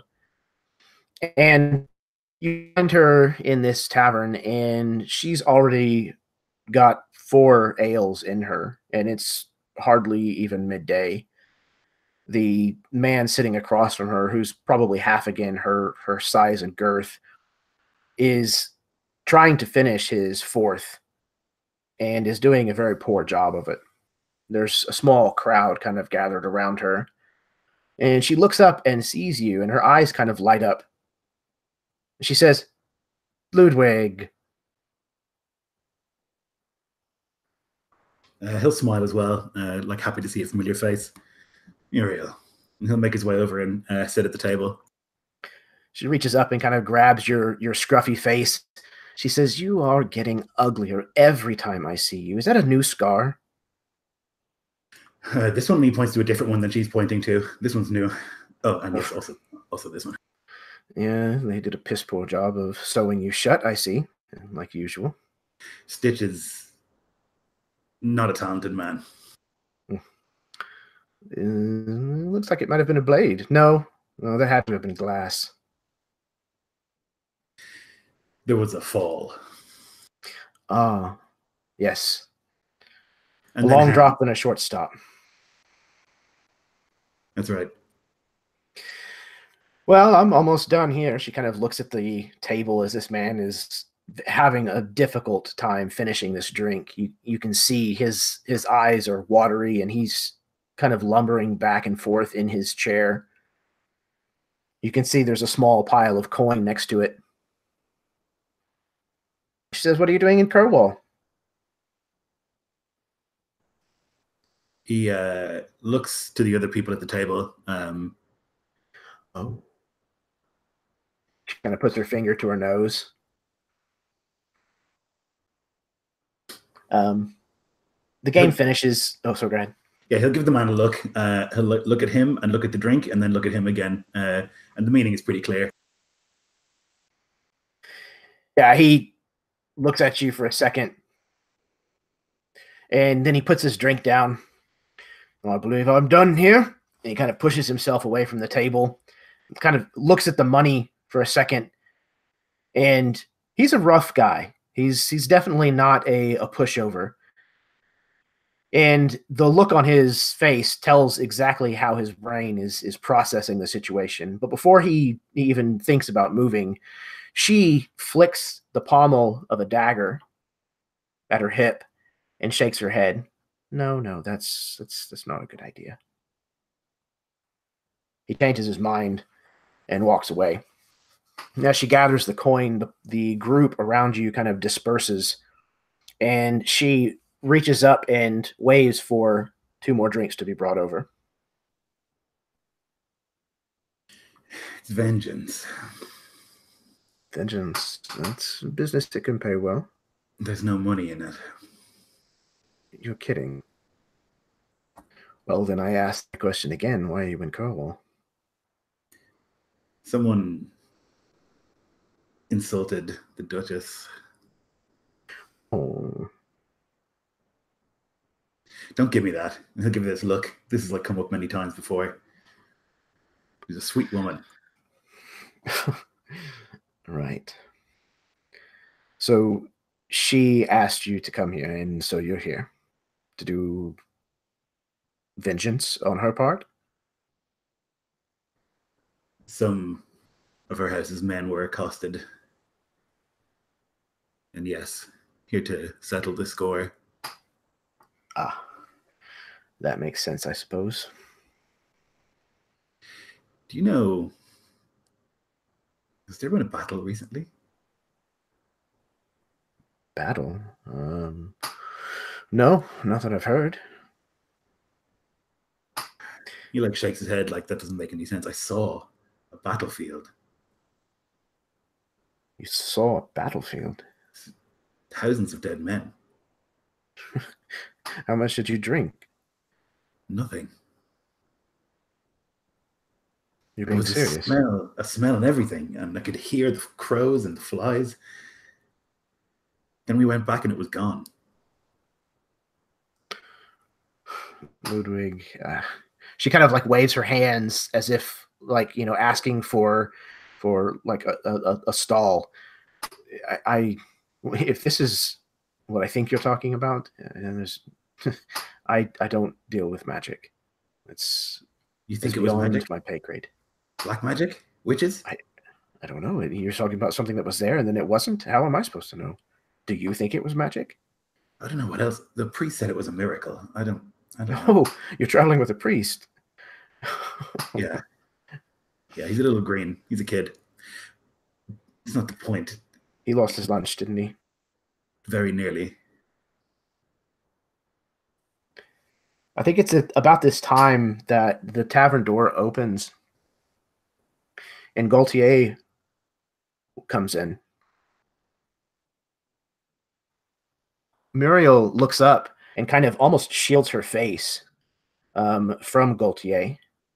Oh. Gaultier, you see Ludwig sitting with none other than Muriel, the contact in this city, who is a part of your associates. She seems to be trying to avoid your gaze.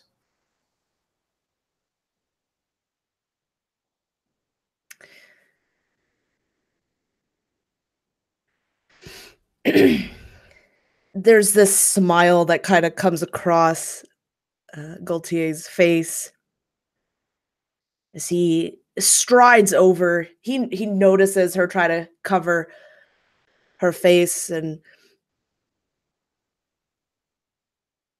if you're trying to hide, you're not doing a very good job. And he looks up at her hair and looks back down at her face. Me? I'm not hiding. Not you. He looks back towards Muriel. You two know each other? You two know each other? You two know each other. Okay, look, we all know each other. Fantastic. Gaultier, you came here with him? You came here for the Duchess? You look so surprised. It's just better money than I remember you making. Funny. I am sure that Ludwig has already told you why we're here. Gautier, you should sit. There's a lot of people looking. Good, let them look. But he would still sit He'll down. give you this look, which is like, this is my terrain. Sit down.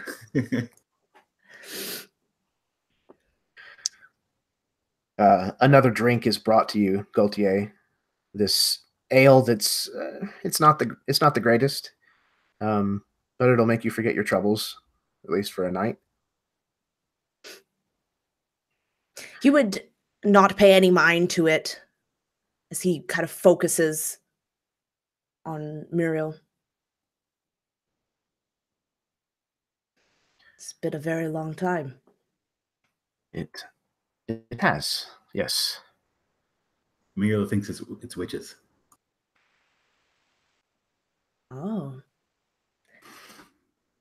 Never been this clear, superstitious type. Didn't say that. Ludwig is inferring, and she kind of like kicks your shin under the table. No, I don't believe in witches and all that crap. Look, you and I go back a ways, and I know that you happen to deal in information from time to time. I came across a bit of news the other day that you might be interested in. But let me guess, you've forgotten your words all of a sudden. They are difficult to find. It be grumbling in my stomach. She kind of shifts the coin purse that she just earned off the table. Going hungry, are you? Got a mouth to feed.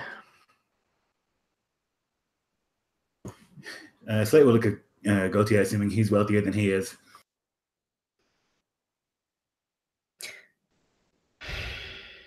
Same old Muriel. And he would just kind of lean back, reach into his a pouch that has been kind of hidden, and he would take out a couple gold pieces, I think, and just kind of slide them across.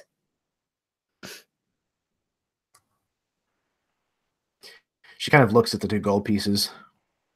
Is that what you're paying the ladies these days?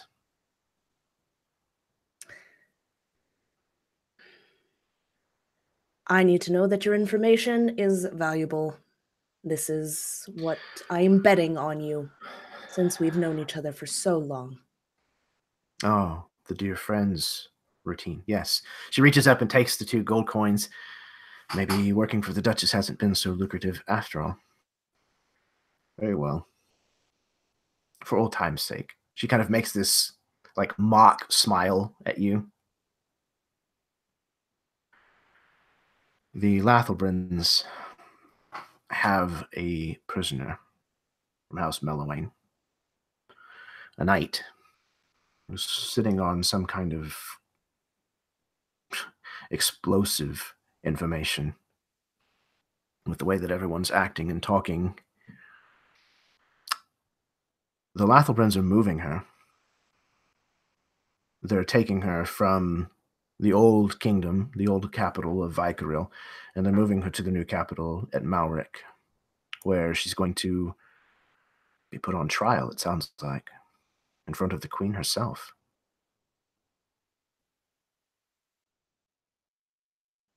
So You can see... Oh, sorry, go ahead. Ludwig will just like shrug. So it's a smash and grab. We just get her when they're transporting her. You're going to attack the prisoner transfer caravan. That's your vengeance? He shrugs. He's not really a big thinker. I'm not sure what we're going to do. I think we should bring this information to the rest of the people, or the others. Do you know when she's going to be moved? This is at the end of the week. Should be 2 days from now.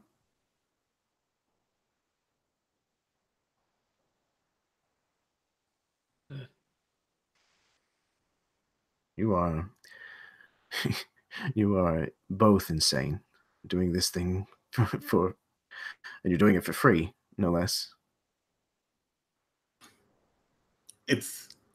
I owe it. I'm not doing it for free. Are you doing it for free? And he kind of looks at Ludwig, like, with his eyebrows confused. Well, yes, but I owe it. I owe it 1,000 times over.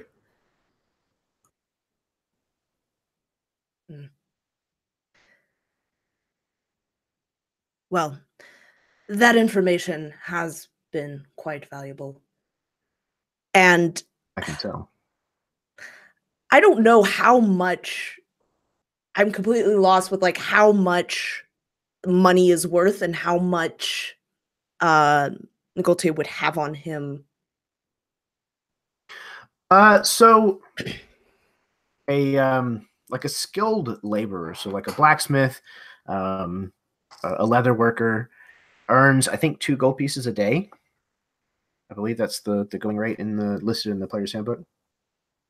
So you essentially paid her like a blacksmith's wage for a day.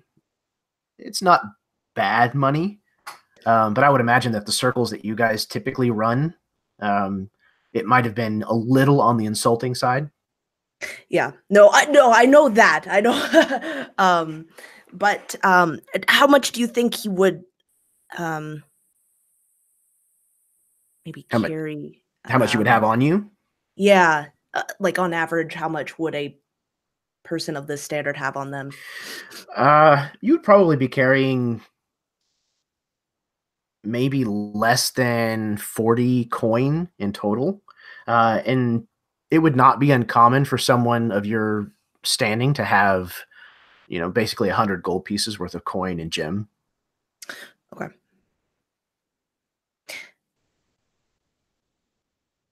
So he would smile at Muriel. And is there anything else we might want to know?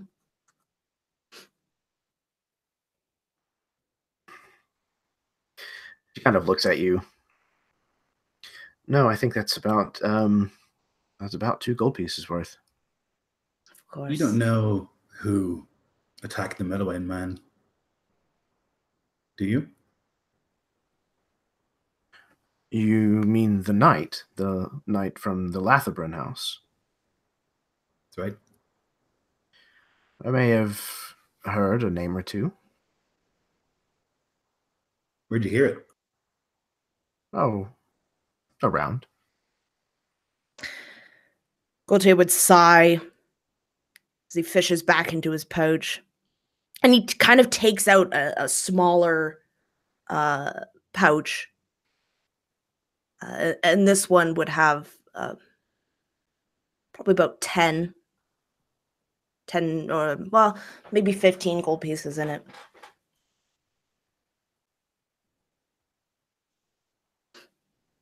She looks at it for a second.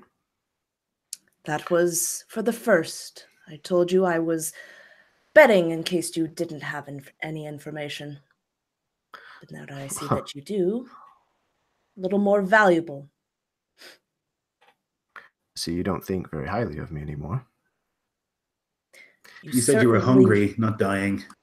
Certainly gave me a reason not to. Fine. Yes, I know who did it. It was 2 men. They're not exactly your up-and-coming soldier boys, but they wear the colors all the same. 2 of them. Yes, I'm getting there. Yes. One of them's name is Alien.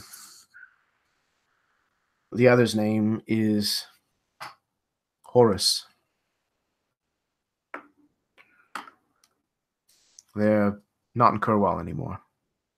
They have holdings outside the city somewhere that I have been told have been nominally reduced.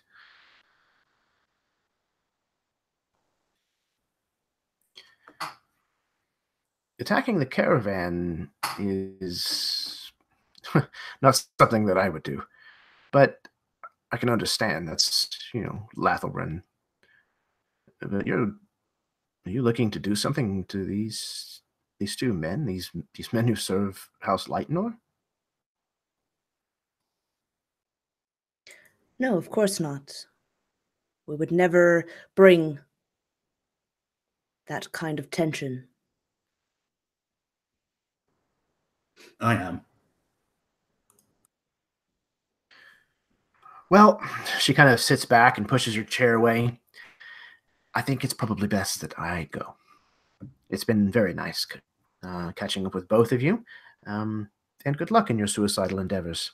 She kind of nods and begins to walk away. Slate will look at Gaultier and say, we probably have a day before she tells all of that to another source. What we're doing, why we're here. So we want to move quickly. Right. Caravan isn't coming for another 2, or isn't leaving for another 2.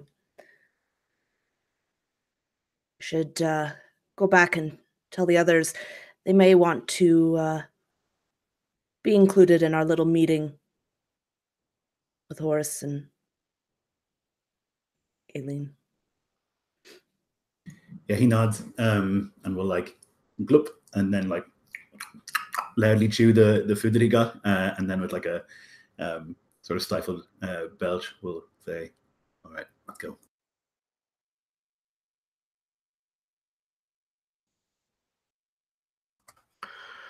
All right, so where do the 5 of you reconvene? Where and when?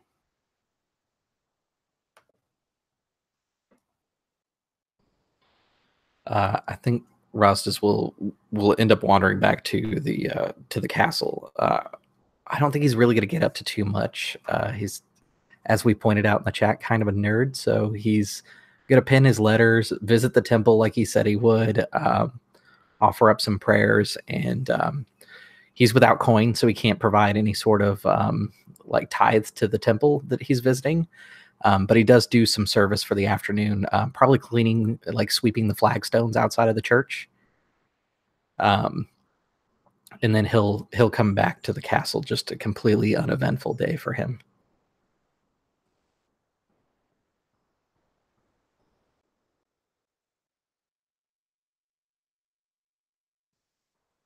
I'm not sure that Golte would want to speak on this in the court. So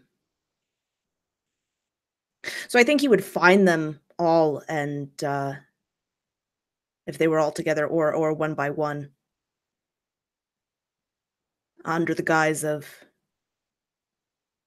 you said you've never been to Kerwal. Well, let us go have a drink. I know there's the best food around here. The best lamb. Let's just go try that. Very well, lead on. And when we've found a place where we can sit around and huddle together. Rastus does not get the innuendo, and he's just super excited when he gets there, looking over the tavern's menu, and it suddenly occurs to him that this has all been a lie because there's no lamb on the menu.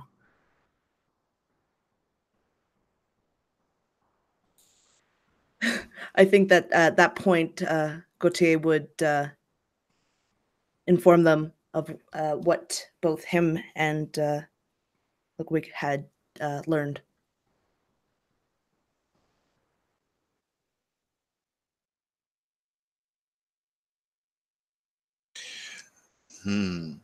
What would my character think of the Queen, Jeremy?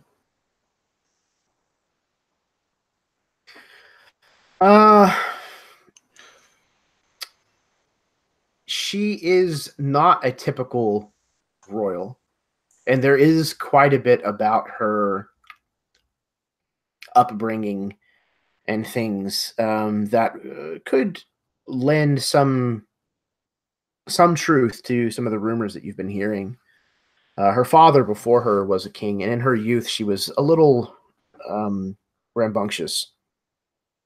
And then at some point, you know that she was sent away for some time, and then she came back when he was basically on his deathbed and slipped into the role of queen herself.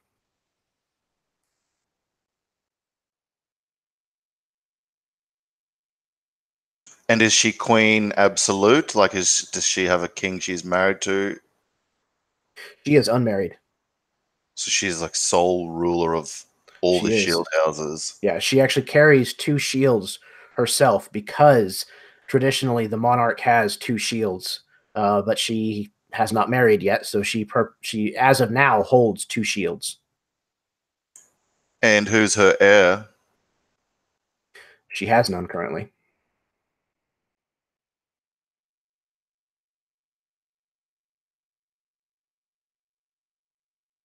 So it would go to like the next highest noble, or sorry, Chris. I was gonna say, just to clarify, like there is no next of kin noble, like even a distant cousin. Like she's legit the last heir. She is the last of her family line. Yes. That's yeah. So like Lloyd said, would it go to a shield house? Yes, that is the understanding of how it's going to happen. That's what everybody is anticipating, and that's part of the reason why there's so much strife and posturing. And so if Lathalbren have Dame and what the Dame says is true, they could shake the crown and try and grasp it themselves. But if what she's saying is a lie, then they can punish us, their rivals, with like the sovereign like sanctifying it by having our witness. So either way, it's bad for Melewaine.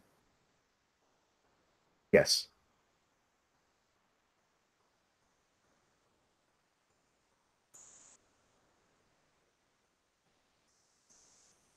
And we would assume that this Dame Bailey was on her way back to our Duchess when she was captured by Lathalbren's scum, right?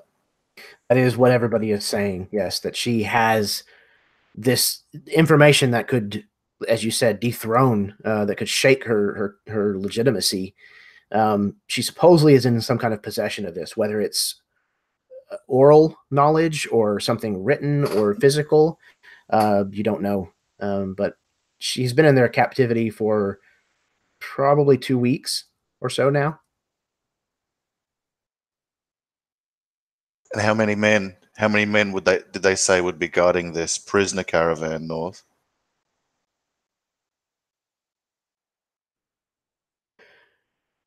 not. Muriel didn't know numbers, but your guess is, with a prisoner this important, that it's not going to be a small contingency.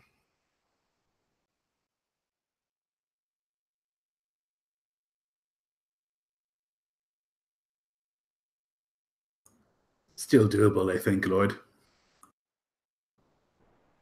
I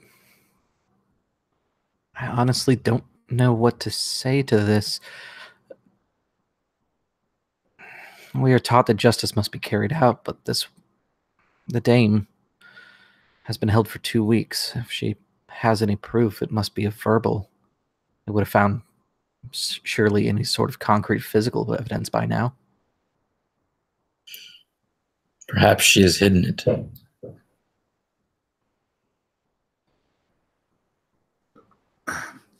What matters is they took one of ours.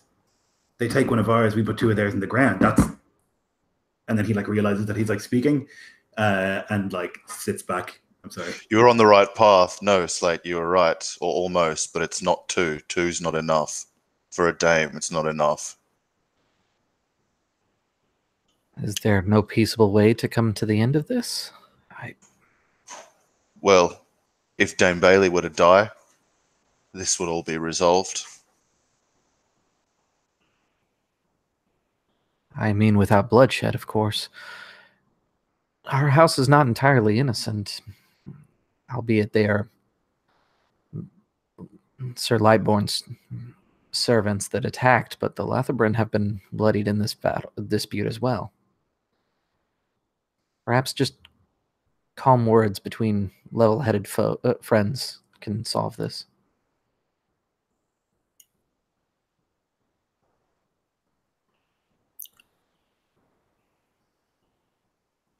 If you find others who have a stake in the throne and a nobility and have a knife at their hand or have a sword at their hand and a shield and that they are level-headed, you let me know. Because I have not seen anyone like that who is level-headed. The Duchess, she would serve well as queen, I'd think. Certainly more level-headed than the others. And many times without bloodshed does she accomplish her goals. So would you propose, Brother Rastus, that we let the prisoner caravan go untamed to the Queen for the Dame Bailey to be forced to give her testimony and evidence there? And let Lathalbren this chance? Would that be justice?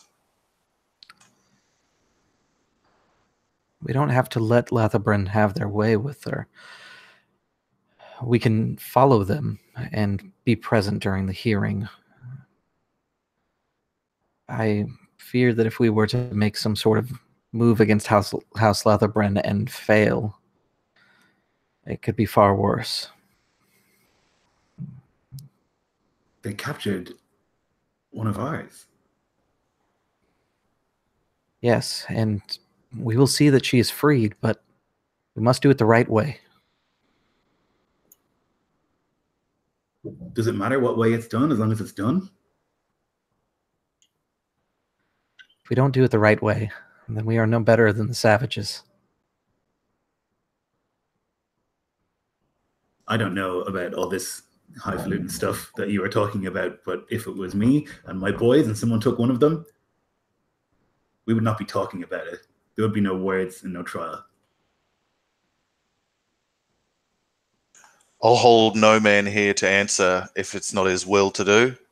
But I ask plain, why did the Duchess send you? And he says that to the group, but individually.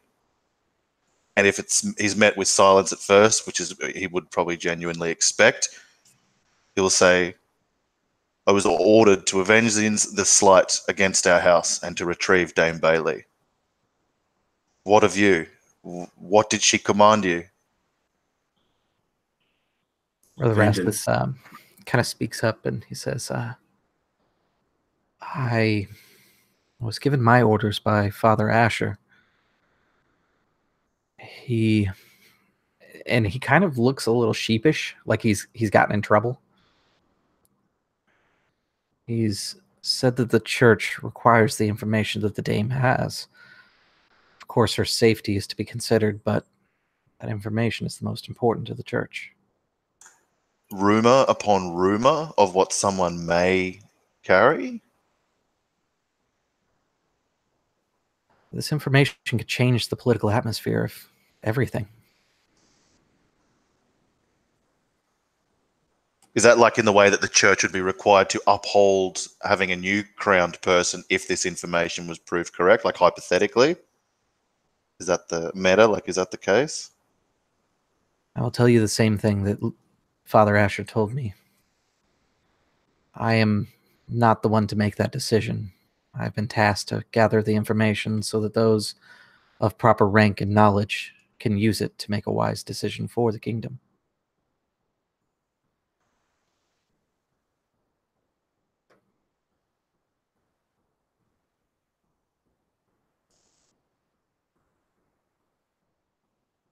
I was sent for vengeance. I'm sure that comes as no surprise. That's why I'm here with all of you important people. I'm here to kill. Osmond smiles at the word vengeance and speaks up.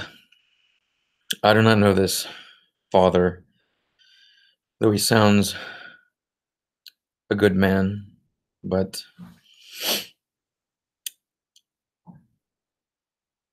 the order, well, their instructions are clear. Injustice has already been done to this dame,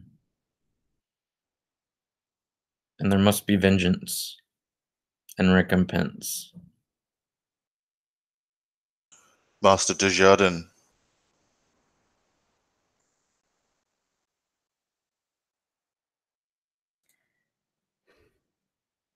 How I see it, waiting for nobles, waiting for those of higher rank to posture and speak. The Lathalbren have already made their move. They have already made their decision. And we must make ours. I was brought here because I can get information easily. She had told me to follow those in this party who I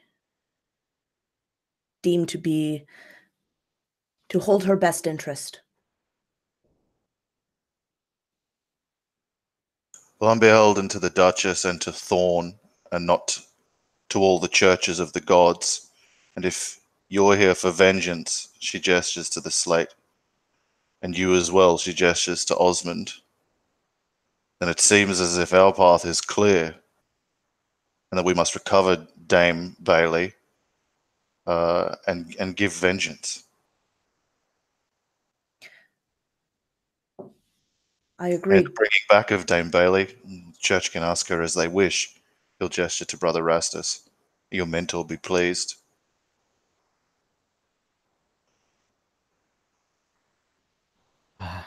Yes, of course. So we will attack the caravan then. It like Rastus just seems completely like this is way beyond anything that he'd ever imagined himself being involved in. Surely if Lathalbren wrests the crown, there will be much more bloodshed than if the Duchess. I think that is plain. Yeah. Godshock nods agreeingly. And if Baron Lightnor's men seem so hot about this, let us get them on side with us and help us. How far away is where they are going to be leaving with the Dane? If you leave Kerwal around the same time that they leave Vykaril, you could meet them 2 days out on the road, and you'd be a good enough ways from civilization that it's likely there would be little interference. You could prepare such a And he's like stops for a moment. Situation, Ludwig? Like a knight ineloquently handling the concept of like essentially ambush and murder. Like this is like questionable, but the dame is the priority. I could. That is where my skill set lies.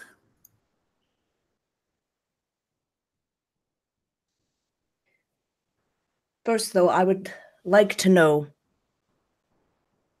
why the two knights attacked. That is another goal that we have that I feel like that we have not completed. I do not believe Lord Lightnor. Are there Nor estates is their nearby? punishment been just.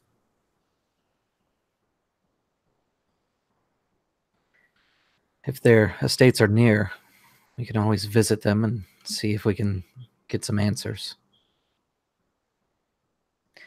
And give them the avenue to press again their anger against Lathalbren, somewhere quieted away from Kerbal and the Baron's governance.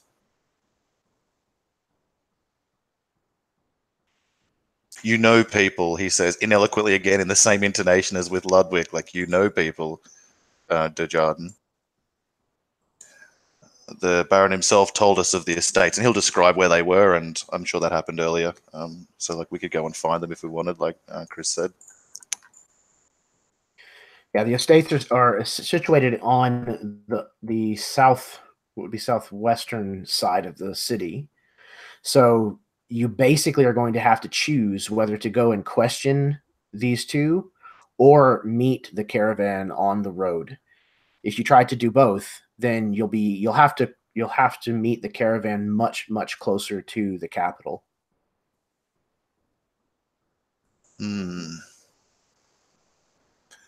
Dame Bailey is like the priority, even though those two knights niggle at me as well, Megan. So I'm a bit torn. Are the knights urgent? I am in agreement with the Lord Knight here. The dame should be our primary concern. Agreed that it's cool. I do agree that the dame is most important, but I fear if there is treachery or mistrust amongst the Duchess,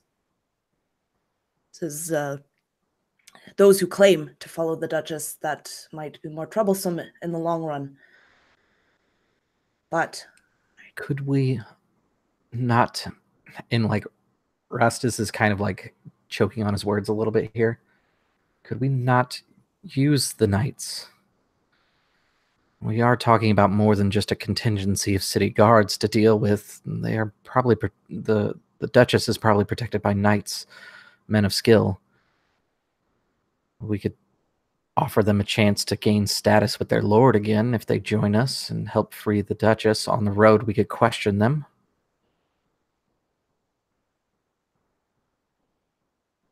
These men attacked House Melewaine. They're not men. They're dead. Osmond just smiles. The knights that attacked Lathalbren are dead. The Baron swore that they were at their own homes.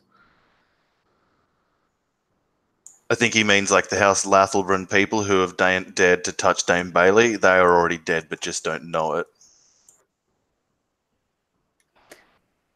I have spent too much time in the church. Forgive me, I feared they were actually dead. It's not so hard to kill a knight. And he realizes that he's speaking to two knights. They'll be on horses in plate mail. If we get them to a river and we kill their horses, they fall in the water. They're floundering and drowning. We kill them. Easy. you speak as though you have slain many knights. I've never killed a man. The Godshark says, could you go ahead and reconnoiter places like this that we could ambush the enemy? Certainly. then I think we should pursue this at once. And I- perhaps, Gautier, do you have a horse? If you have like swift means, perhaps you alone could ride to these knights and pursue them to that end, if it's like that, if it's so important to you, and that way, like double back after us, presuming that we can scavenge some forces off the Baron to help us, and we'll be slower in the getting of Lloyd's place than you know, like traveling alone and swiftly by horse. I don't know. Is that an option, Jeremy? That we could split and race to cover those knights, or that would still make us bereft of time and have the ambush get too close to its destination. I mean, the caravan get too close to its destination. So it would be difficult to do because you know that the men that you're going to be seeking out likely do not all have horses, so it would slow the catching up quite a bit. I think we just have to bury that for now. What do you think? I agree, but it is something we should revisit. Something we should not let out of our minds for the future. Maybe once we've made sure that the Dame is safely back to the Duchess, then we can come back to Kerwell and pursue those knights and the Baron about lying to us. That sounds fair. Let us pursue our first goal and then talk of other things. I must confess, like Ludwig, I am inexperienced in battle. I've never killed a man. If it suits our plan, I would prefer to protect the Duchess. I think I'm better equipped for such actions.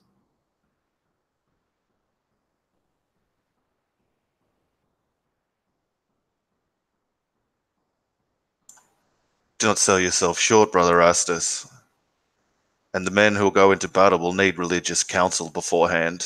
And you may find something stir in you that you did not know was there. And if worse comes to worse, you just stick your pointy end in the fleshy bit. And, like, he would poke, like, just kind of nudge Brother Rastus just where the plate armor ends, and there's kind of, like, this separation.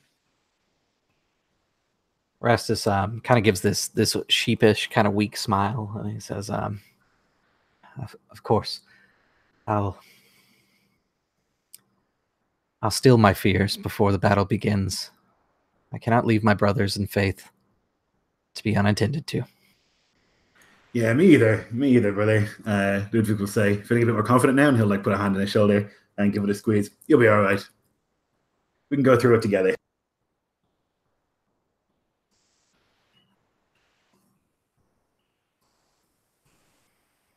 All right. So it sounds like the five of you are on the same page, and that you will meet them on the road as far away from Lathalbren as you can, or as far away from Vykaril as you can. Okay, so is there anything that you are doing in Kerwell before you depart?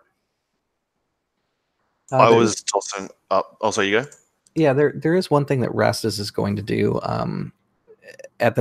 during the night before it closes out for the end of the day. We just get this shot of Rastus inside his room at the Duke's castle, and he's got 2 rings on a table, and there's a prayer, like his prayer book is opened up, and he's been reading. You can tell by the incense that have been lit and everything, he's actually blessing the 2 rings, and one he puts on his own underneath his own gauntlet, or his hand where it would be covered with a gauntlet the next day. The second one he ties to a piece of leather around his neck and keeps close to him.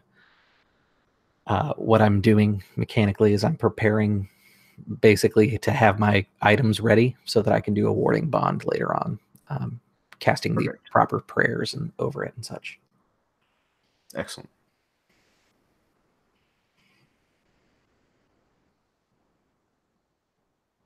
Nico, you had something you wanted to do? Yeah, I was tossing up whether or not to go to the Baron and see if he would give us men to this end, if we can like use that we've been sent here by the Duchess to this end to wrangle him into giving us assistance. If he has 2 knights who will openly assault a Lathalbren knight, my thinking is he might have others who are on the edge or close to doing the same kind of thing, and we could appeal to that part. Yes. He will agree to send. He'll send half a dozen men with you. He seems reluctant to do so, but at the same time, almost joyous that you asked. However, he informs the men that he has chosen to wear no signal, no signet ring, no bearing at all that they serve House Lightnor or even House Melewaine. So he was joyous, but he only sent 6. Could I roll an insight or something onto his like thinking or his mindset, or like Sure. his like, further definition of his joyousness when I proposed that to him? Absolutely. Okay, 6 in the die, so 18 all up. Okay. Yeah, you think again he has hesitation as well as joy. He definitely doesn't seem to be 100% behind this mission. He doesn't seem to either think that you're going to succeed, or he's afraid that if you do succeed, of what that's going to mean for his house.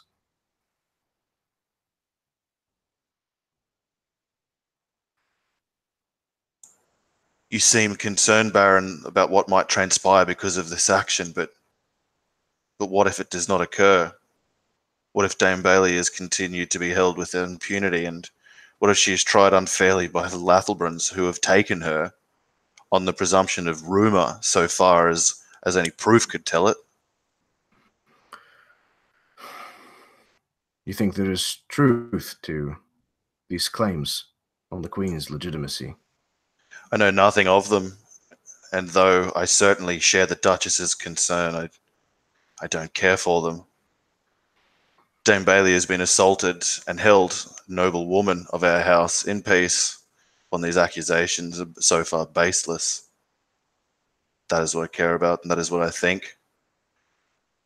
Whether the crown and the issue, the mays and maybe not, that is still to be determined, but by the command of my Duchess and our own mistress, she shall have her vengeance and she'll have Dame Bailey back. Yes, of course, you're right. And House Lathalbren is situated far too well regarding a claim to the throne themselves. They would only benefit from this trial, regardless of its outcome. I think nobody wants to see Lord Alric Lathalbren king, me least of all. Very well. How many women would you call for? Gottschalk thinks for a moment. He probably should have thought about this earlier, but he imagined the caravan traveling like swiftly to Vykaril would all be mounted and would carrying this prisoner. Would either have a wagon for her or have her ridden and knights to guard around her. So he's thinking a dozen knights and a dozen squires, putting it at 24 at least. So he would aim for 24 at least. But I don't know. Can I roll a history check I'm not sure, a military intelligence check or something like that to have a more accurate guess? You would actually know that your guess is probably not far off the mark at all. Cool. Yeah. Okay. Sweet. Then that's what I'd say. Like 24 perhaps should do it. I have a man who might be able to find a favorable place for us to fight, and with ourselves to direct. 24 should be enough, and more, of course, would be not refused. I will send 36, but again, I implore you to please do not have this track back to my house. We have enough that we are dealing with. What is it, Baron? What else other than this? What pall hangs over this place? Do you have children?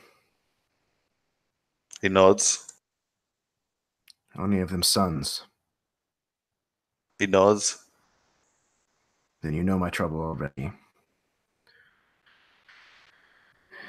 He's a young man who I fear may have lost his way. But we all Perhaps lose our way. He may come back. He may. I'm just worried that he may be in deeper than he realizes. Deeper than my power may be able to extend to protect him. Regardless, that's neither here nor there. You'll have your 36 men. Your son, where is he?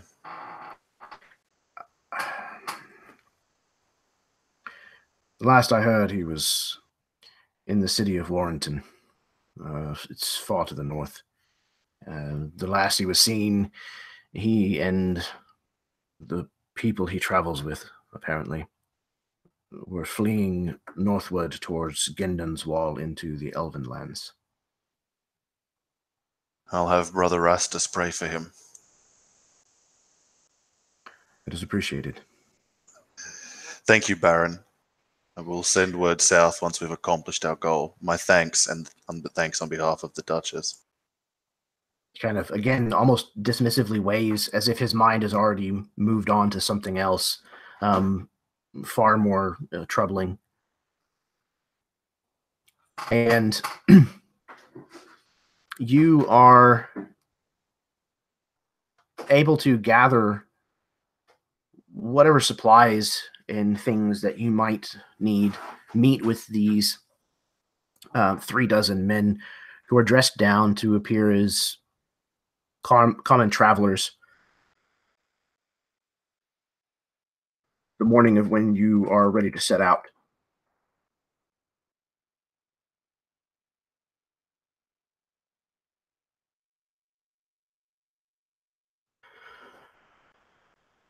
All right.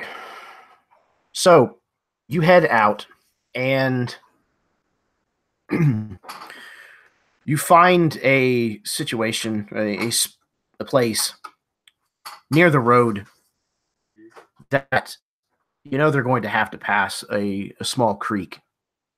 It's not deep, but it's fairly fast moving.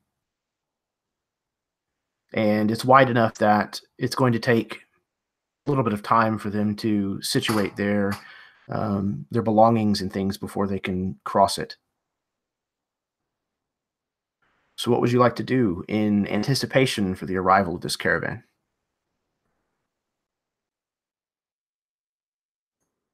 I have many thoughts. Pray tell, Lord. So I would want to find somewhere that there's a river, or like something that they could cross without there being a bridge. So really more of a stream, but deep enough that a man could lie in it, not necessarily stand in it, but lie down, potentially drown in armor. That would be like my main priority. Also, if there's a hill nearby, would be great. So I would like spend my time looking for that. And the plan would be to like dig or create holes in the river, like uneven sort of holes in the river, so that horses crossing it might like twist a leg and fall into the river. Beyond that, if there's a hill somewhere that faces in the direction basically opposite to where they're going, in the direction they're going, if we can stand at the top of that and have them charge towards us, if we like put stakes on the other side of that hill, they won't see them until they're already up and over the hill. So that might be a good way to get rid of some of their cavalry. Those are like my initial thoughts. So dig holes in the river so they like stack it in there and then present ourselves and have them come to us where we've dug stakes and they're like fight them in a proper melee there nearby to the creek. Ideally, they'd like those horses that are not like damaged and knights who haven't like fallen into the river will like turn and see us, and then like charge up the hill, and then like on the other side of the hill that you cannot see from the side you're coming from, there are stakes there, so the horse is just going to wham into that. Knights are going to fly off into the dirt, and then we just run over and shank them in the neck when they're on the ground. We could have Gautier nearby, like up a nest, just firing down like at choice without like harassment, and maybe myself and the Justiciar off away from it all to once all the enemies engage, then charge into the dame. Yes. Not that Rastus would be the one to give this advice, but the other thing that could be done is once the charge is done and the knights are thrown from horses from the spikes, you would then move the squires up to the hill and have them take advantage of the high ground with arrows. There you go. Yep. Cool. Well, that sounds like a pretty good plan. Yeah, bashing that way quick. What do you think, Ben? What do you think, Megan? Yep, that sounds pretty good. Where would all of us be in this whole plan? I imagine Slate with all of the men from the Baron, who are all these nondescript thugs, essentially, to be nearby, provoking at the river, so the enemy pursues them up a hill and over it. And nearby to that hill is where Galtia's nest is, maybe with Brother Rastus, so he can like maneuver between the different forces as we need, if he even does like engage in the battle.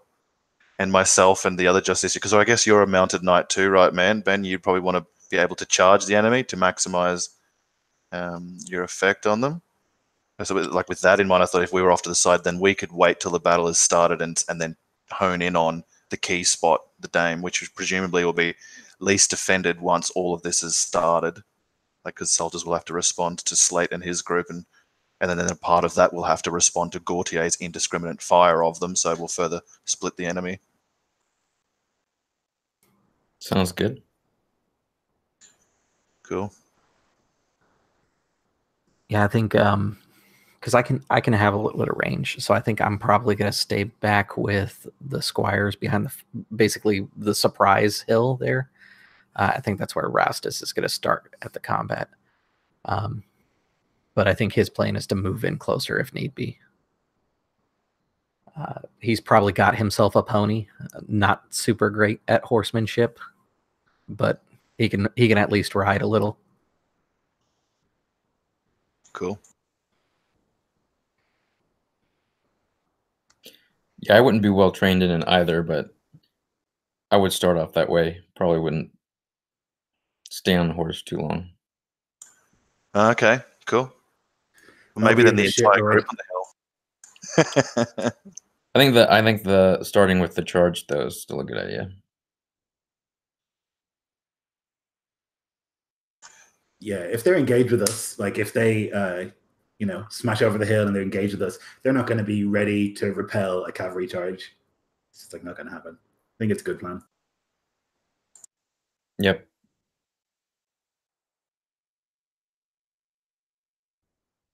Okay. So you spend as much time as you can preparing this area to give you every advantage. And then you lie in wait. Lookouts stationed up ahead the road, just in case, so that they can send word back whenever this enemy is approaching. And just about the time that you start to feel the sting of weight, the fatigue starting to kick into your sore muscles as you've been too stagnant,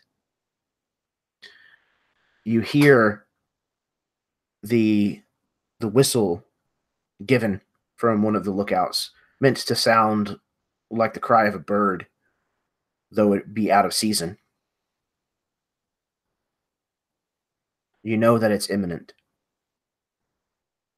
Before long, you can hear the shuffling and banging of the wagon's wheels knocking down the trail, and the soft clop of horses and the march of shod feet.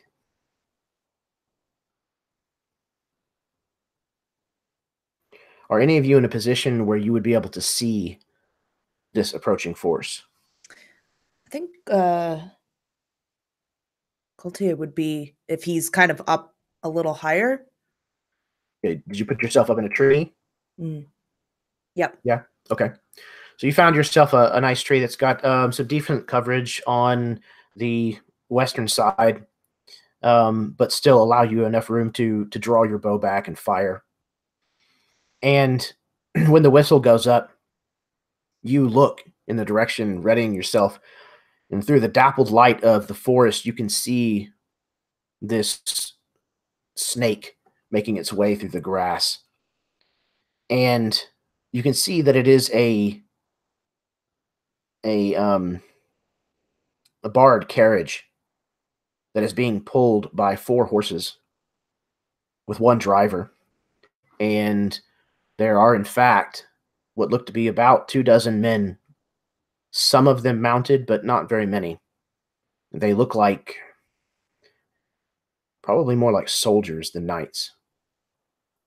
However, bringing up the rear, there is a knight in full Lathalbren regalia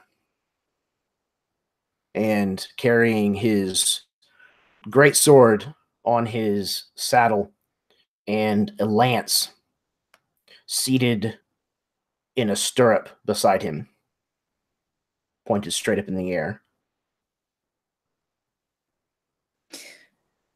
So, upon seeing this, Gaultier would knock an arrow. And you can see that the arrow's shaft is just carved with all these different symbols. Less symbols, but more like these bands at different intervals on the wood. And he's going to knock an arrow, pull the string taut, and he's going to wait for a signal from, I think, Sir Anavorn.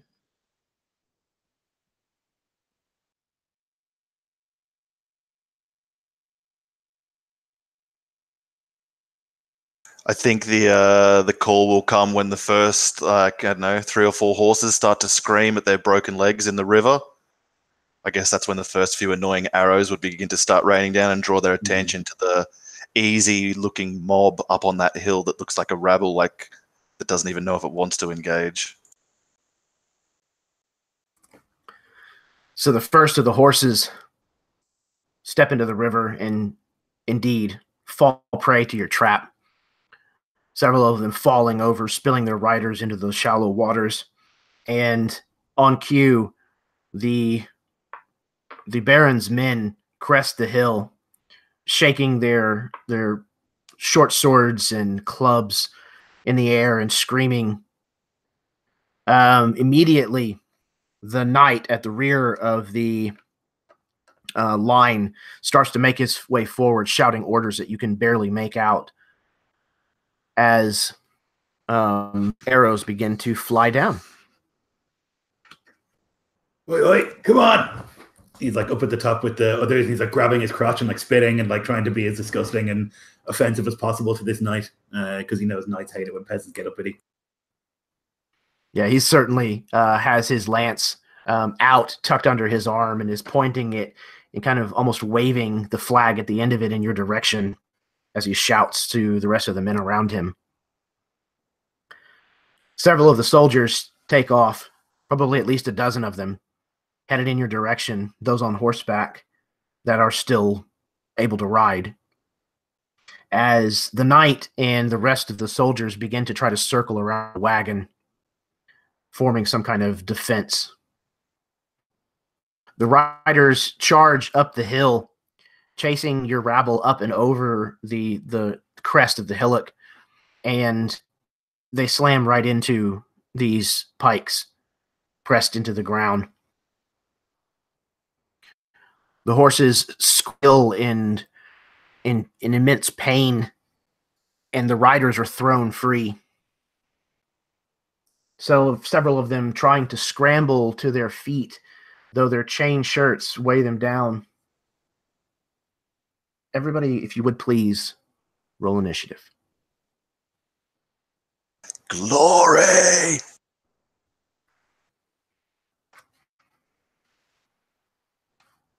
Okay.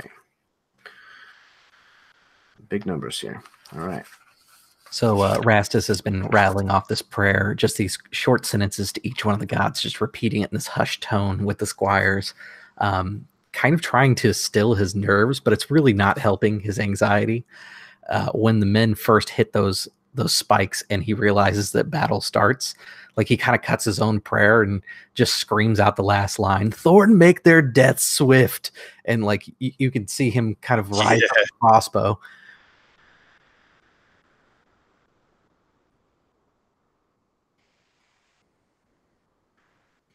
Okay. It looks like Ludwig is first to act. What are you doing? So I'm going to stand at the top of that hill. I'm going to point out at Knight and I'm going to say, "Come on, you shy cunt, up here!" And I'm going to point my little dagger that I have in my hand. Like I have a sword, but I'm not going to show him that. And just like make rude gestures at him. And mechanically, I'm going to take the dodge action.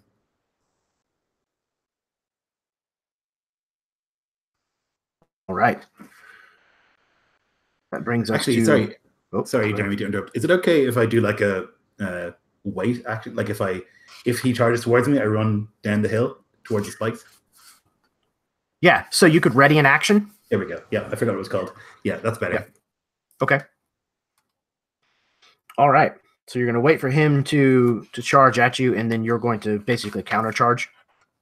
I'm going to run away and then down the other side of the hill with spikes are. Gotcha. Okay. Yeah. Try to keep ahead of him. Okay. Next up is Rustus.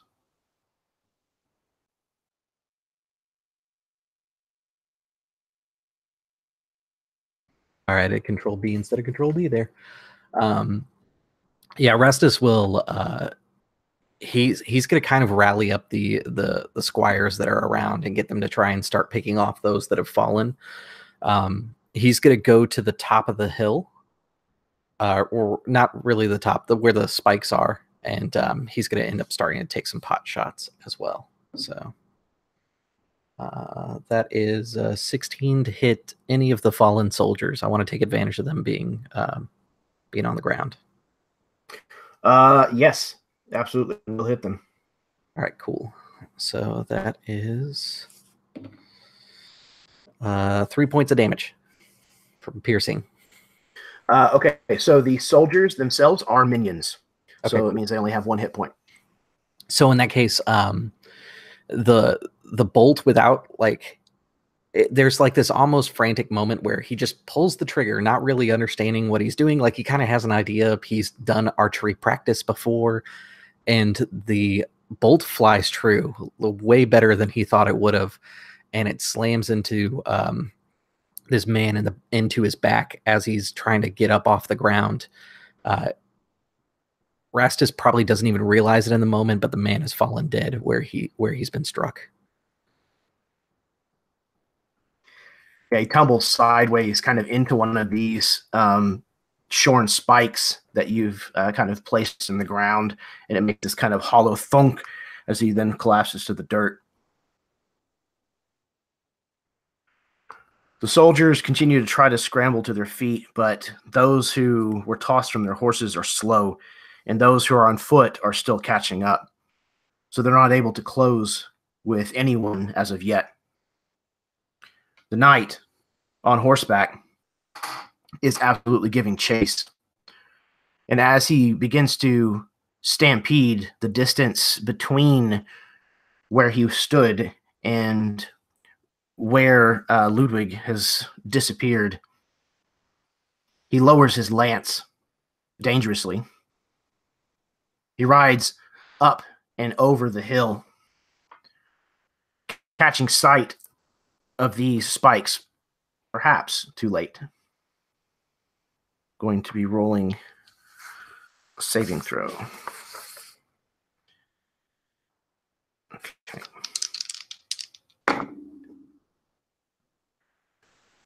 With skilled expertise, he pulls hard on the reins and jerks the neck of the horse back. The horse turns somewhat sideways and rears its front legs up into the air. You can see by the behavior of this beast that this is a trained and skilled horse. And this man is no slouch whenever it comes to controlling this animal. He wheels around, trying not to lose all of the momentum he had with his horse, making basically one large circuit to try to gain some speed as he's looking for an opening in these staves so that he can try to get to you. Osmond. Osmond would immediately, actually, we are sort of up on the hill as well, waiting for a charge, right? Or are we positioned closer to the stream?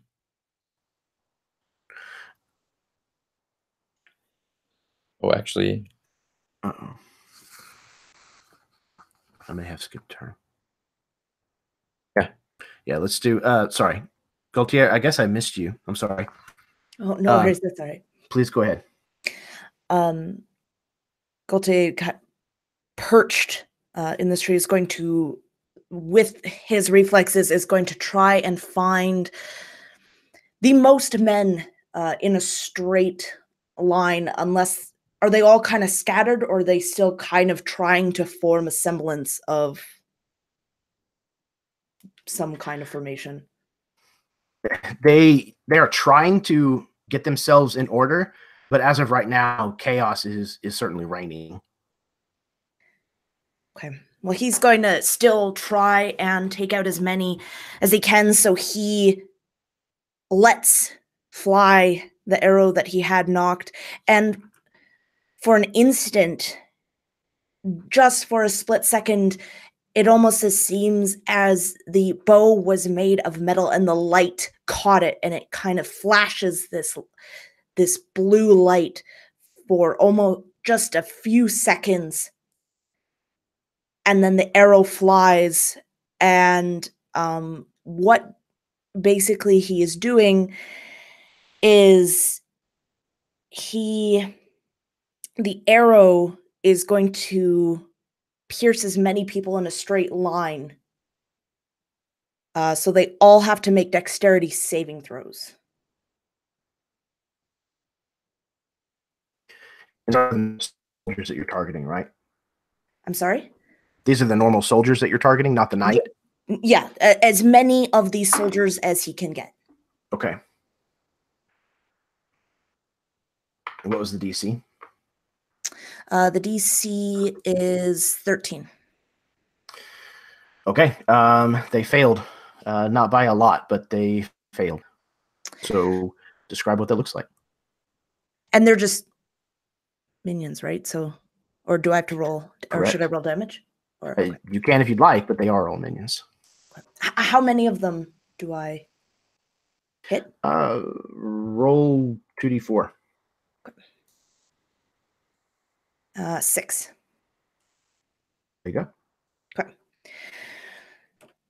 So you see for an instant, Gaultier takes a breath, this flash of light happens, and the arrow, the camera kind of follows the arrow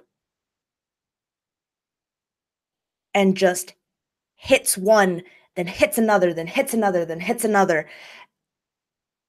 And all of a sudden, you see this line of soldiers just clutch at their chests and keel over.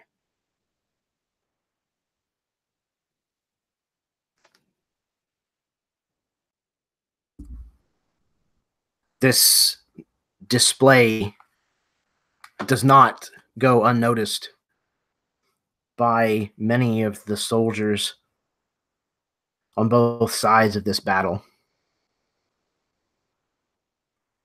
But it is something that they quickly turn their attentions away from for the moment, as there are certainly larger concerns. And then actually, he has another attack, so he's just going to let Ooh. another normal arrow fly. Sure thing. 22 to hit. I think this time he's actually aiming for the knight if he can see him. Yes, you certainly can see him. What is the short range distance on your bow? 150 feet. Oh, yeah. Okay. Yeah, it's probably towards the back side of that, but certainly within range. Okay. And that is enough to hit him. Okay. And that is going to be 9 points of piercing damage. Okay. This strikes this knight just in the side of his knee, behind the protective covering of his greave. He certainly winces from, and you see his leg jerk in the stirrup, and he looks in your direction, and he says, "Foul knave, come down from there. I will cut you down if I must. Enough with these games."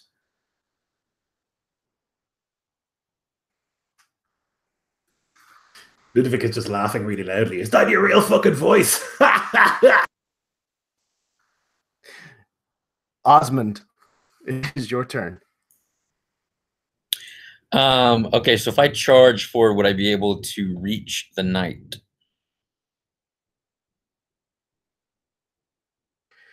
You charge from where you are, Yes. like double your movement charge. No. Your movement 30. Whatever the horse is. On a horse, yes, absolutely. Okay. That is what I do, and I would try to aim for the side opposite where he's holding his lance. And the first thing I do is I would like to try to push him with my shield from his horse. Okay. So make an athletics check, like Yep. you would initiate a shove. Yes, my athletics will be 20. Okay. Let's see what he can do. Ooh, no. All right. So he has his shield pulled up and his lance kind of set, and you come charging at him, and between the arrow that he just took, as well as him trying to glare through his helmet at Ludwig, he doesn't see you coming. You ride up beside him and slam your shield directly into the back of his left shoulder, and he loses his ability to stay in the saddle and begins to fall over towards his lance. Okay, and I get 2 attacks, so would I be able to dismount and attack him? I believe dismounting is like a half move type situation, so you should still be able to. Okay, I would do that, and that will be a crit. Yeah, you hit. And I will, let's see here, also use a 2nd level spell slot to smite. So give me a second while I calculate all of this.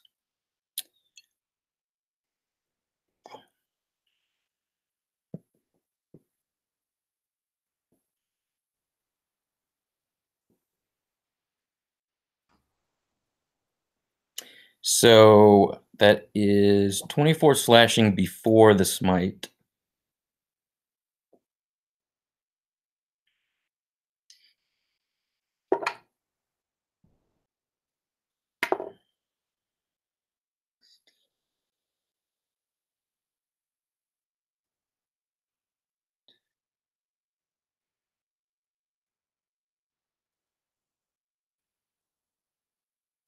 And that will be 40 radiant, which I swing over shoulder back and stab down into this knight.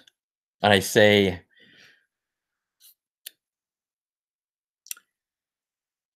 just quickly, I just say, "For justice."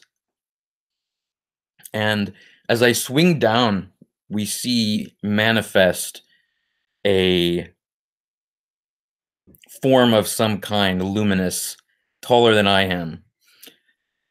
Itself has some kind of a bright hammer-looking weapon. It swings with me as I strike this knight with my smite.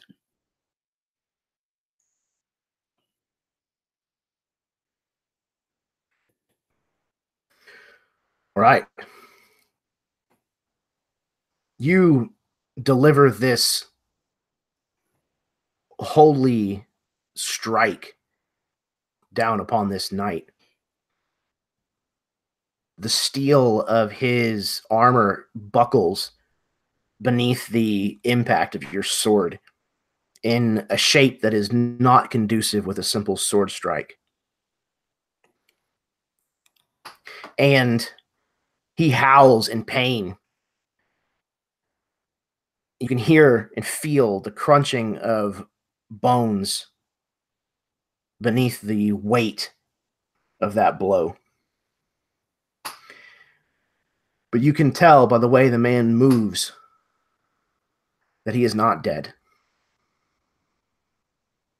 And he does not seem to be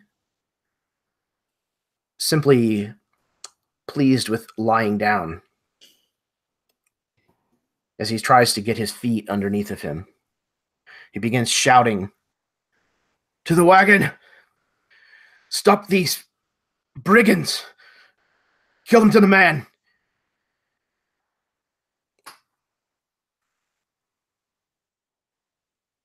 God's chalk. It's your turn. Has all of the Baron's men under Slate charged in? Can I see Yes. that from where I am? Yes. Mm-hmm. What forces are left protecting the wagon? And is it I'm assuming it hasn't crossed the stream yet? It has not. They were approaching, the lead horses were approaching the edge of the stream when the first of the line basically started snapping their legs and triggered the attack. As far as how many men are still guarding it, it looks like there's maybe 10 that are still left alive.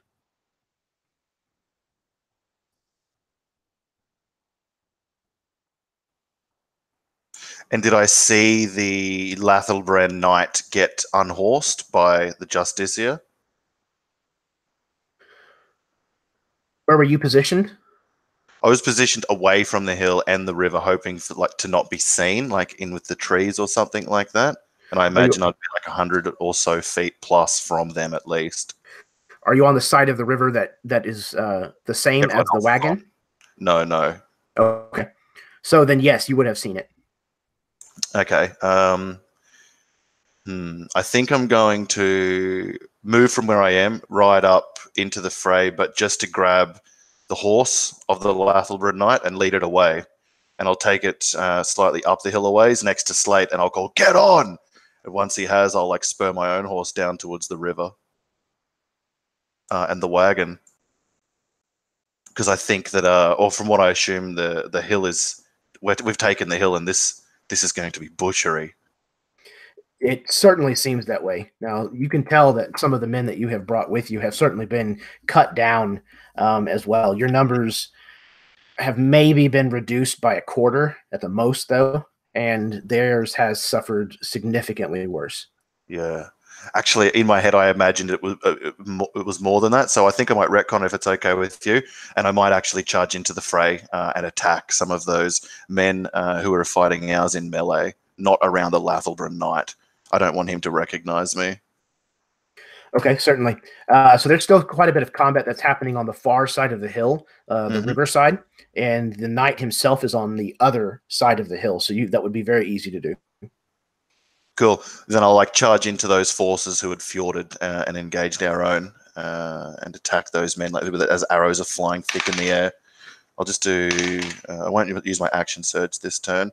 So a 16 for one and a 13 for the second. So I'm not even sure if either of those will hit. That's with lance. The first will absolutely hit. The second, however, it will not. Yeah, I feared as much. 6, only 6 damage. Oh, they're minions, right? So I skewer some guy in the side of the head, and it cracks like a melon, and he falls sidelong and reef the lance, and somehow it doesn't crack. I like knock into some guy with the horse. Yeah, several of them get knocked away as you go through them. One of them not being so lucky. All right. That brings us back to the top of the round with Ludwig. Yeah, I will So, can I tell if this knight is dead or not? It looks. I mean, I think Ludwig would have just seen like light burst from his body, but I'm not sure. It's apparent that he is still moving and is trying to stand, though it certainly looks like he is gravely wounded. He will not likely walk off of this battlefield, but it seems like he is fighting with the kind of tenacity that you have heard stories about that knights would display at moments. Okay. So I'll try and like slide my way through the battlefield, like bashing my shoulder into one guy and like ducking under a swing from another to make my way towards this guy. And seeing that he's fighting Osmond, I'll like wait for an opening and then try and shove my knife into him. It's a rapier, but I'd rather say it was a knife. Sure, absolutely. And that will give you advantage. Oh, yeah, maybe. Okay, so it's 16 on the die plus just a whole bunch. I'm never this high level. Plus 7. So that'll be, 23. He attempts to try to swing back around towards you with his gauntleted fist to knock away your knife, but he's just too slow, and you manage to hit him. It's going to be 10, 13, 18 plus 4 is 22. Okay. What does it look like whenever you finish this guy off? Yeah, it's like really unfair. It shouldn't have happened. Like, this knight does not deserve this end. He should have gone down nobly. But that's not the case. He's like trying to defend from Osmond, and as he like lifts up to parry a strike, the knife like sinks up into his armpit, and as he like stumbles a little bit, Ludwig will come behind him and then like shove the point of the knife in through the eye gap of the helmet, just like again and again. It's not clean, it's not like fancy, but it works, and he just like keeps until the knight doesn't struggle anymore. What is Executor Osmond's reaction to this as this unfolds right in front of him? Joy. He turns to face his new comrade just for a split second in the din of battle, and just the biggest smile probably that you've seen on his face since we left. He sees what is happening here as recompense for an injustice to the dame, and once he has set himself towards a goal, he does not stop until it is finished. And then he probably turns to engage other foes.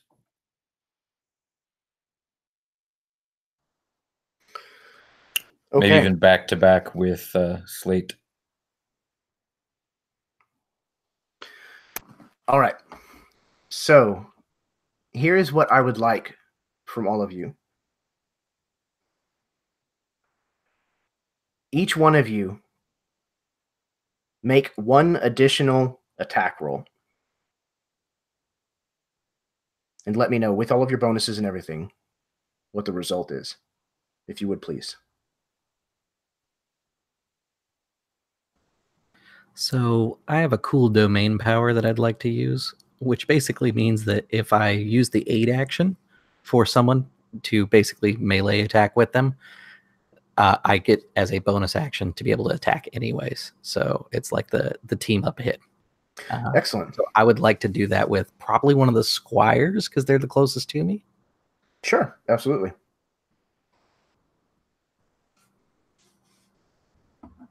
Just because I want to use that class feature, which is kind of cool. Yeah, I agree. Absolutely.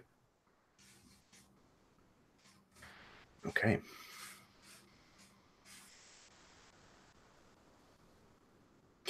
All right. So, if you would, in turn, tell me how the routing of the remainder of the Lathalbren soldiers goes. And whichever of you goes last, Describe how it is that you realize that one of these Lathalbren soldiers got away.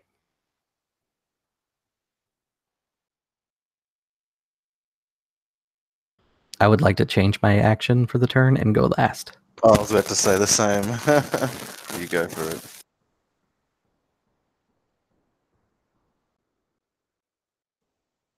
So I think that Gaultier is just picking off people as he sees them, as he sees any form of opening or weakness. And he is fast. He is quick with the loading of arrows and he is very, very accurate as well. There are very few of his arrows that you find on the ground. The most of them are embedded into these soldiers.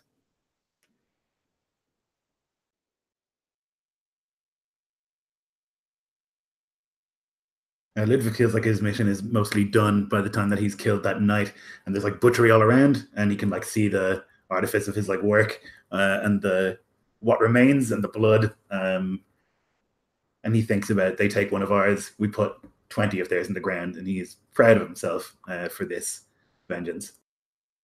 Yeah, so Godshock is similar. He's probably just on his horse on the hill, just watching everything, not even moving. Just all the orchestrations play out. Thinking a similar line of thinking, like 2's not enough. This is close to enough. And he'll be pleased when the wagon is retaken, and if the dame is there, then that she's brought to them.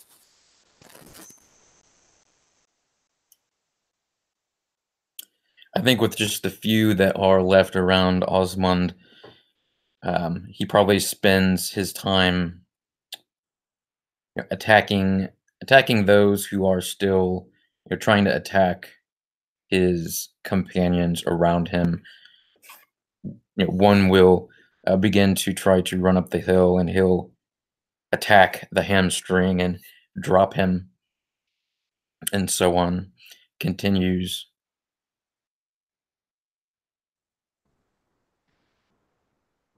Rastus directs the squires to finish the job and push forward, and it's kind of the heat of the battle has taken over Rastus. And it's only as the battle is starting to die down that Rastus realizes what has happened here. And in a moment of like moral weakness, he climbs down from his horse and he finds the knight who was slayed, his squire, who was struck by one of the squires that we brought along's arrows.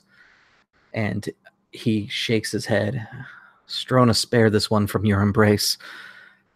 And I cast Spare the Dying. And that is the one that's going to get away, because I'm going to leave him alive.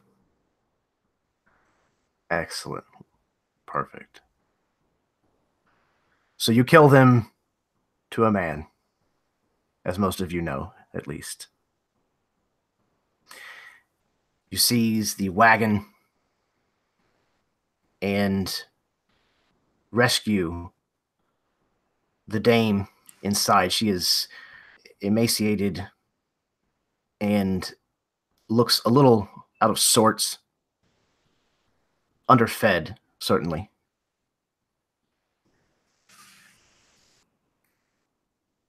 Who are you? You look familiar. She looks at you, Ludwig. You know, this woman has cared for you at some point in your past, but it's been a long time. And this half-elf has hardly changed in the time that you have grown into a man.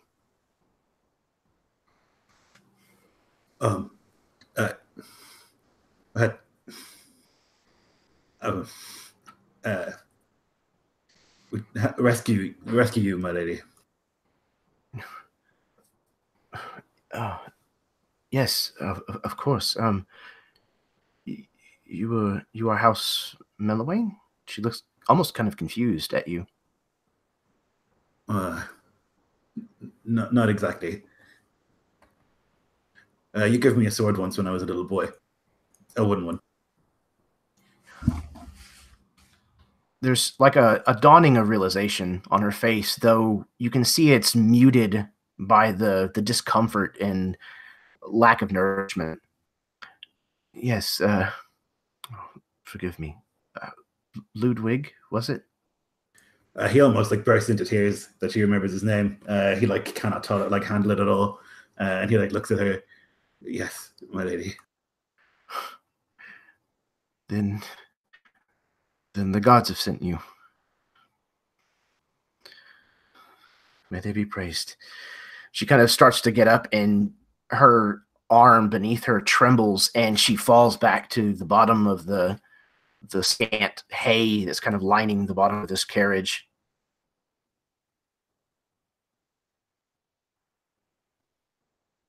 He'll try and help her in any way that he can, though he's extremely nervous about like actually making contact because he feels like she might be an angel or something and he might explode, so he's not sure how to like deal with her.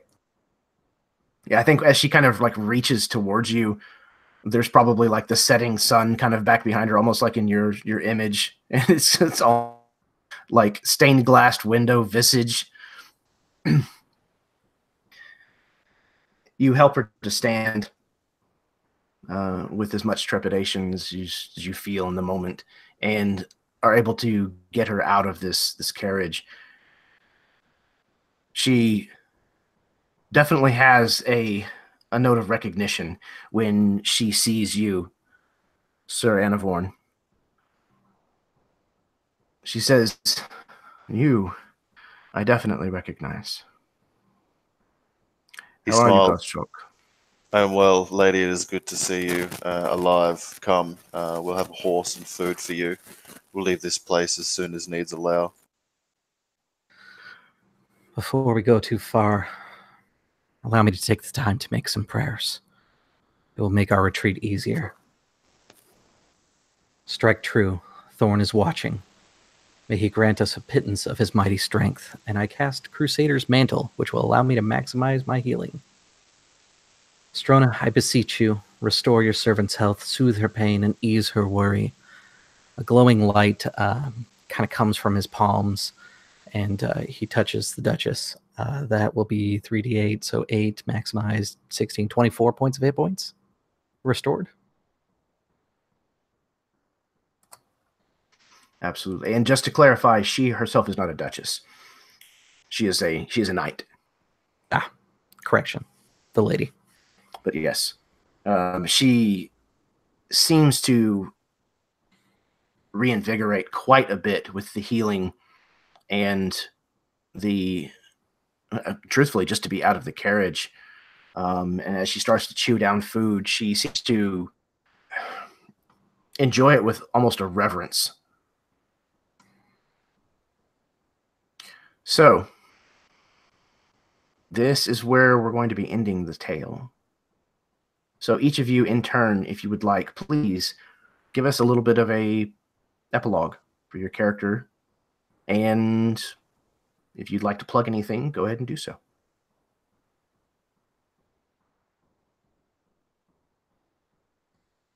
Thanks, Sir Godshog. Just quietly, but in a satisfied manner, escorts the dame back to the Duchess, and is like glad in a way to be relieved of his duty and go back to his lady wife, and to take up the tutelage of Halla, and tell her of what parts that she should know now of what he learned on the road.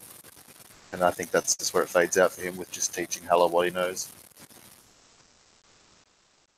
And I'll plug it, all of your guys' stuff, of course, because it's all excellent. But it's all in the comments, as you say.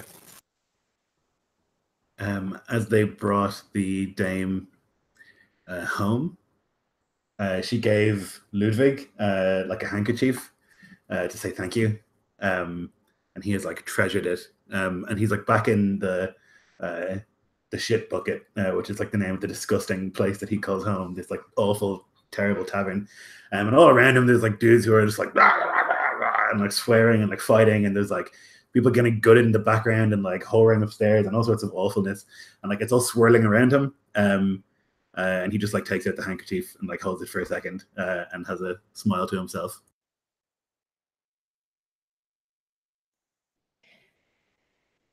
Gautier would return and stay for maybe a day. And next, we see him. It is nighttime, and he is skirting the house of one of the knights at Kurwal. He still has unfinished business that the Duchess told them to do, and so he will see it done. And that is what he is going to do.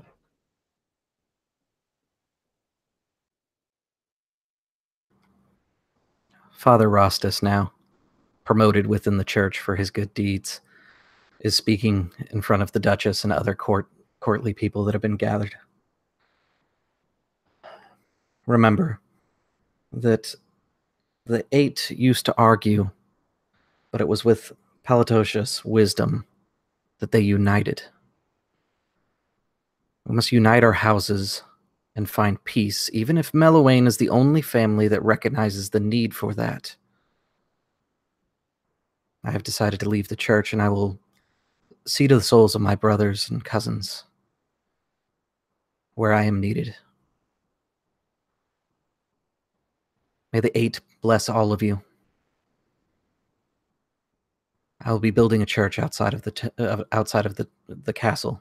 If anyone needs me, I will be ready to answer.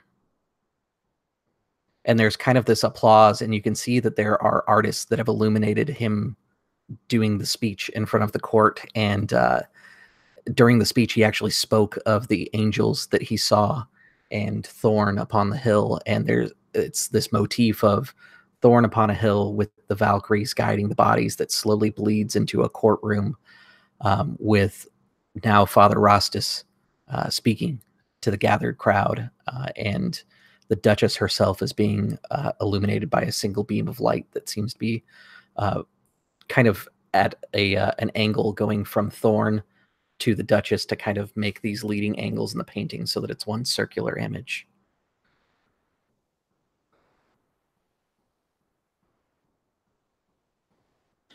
Osmond sits before a campfire. He lifts his face, and across from him is Keegan, his brother. He's been in deep thought again about what conflict will mean for lowborn families in the towns and villages of the region.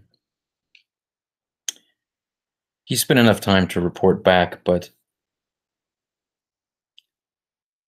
immediately sought out his brother and nieces and nephews. And he begins to tell his brother, unbelieving, a tale of 5 unlikely companions and a plot.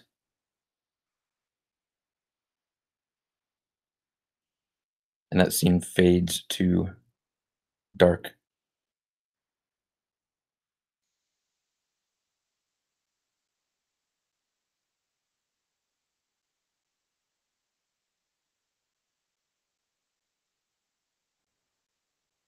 All right.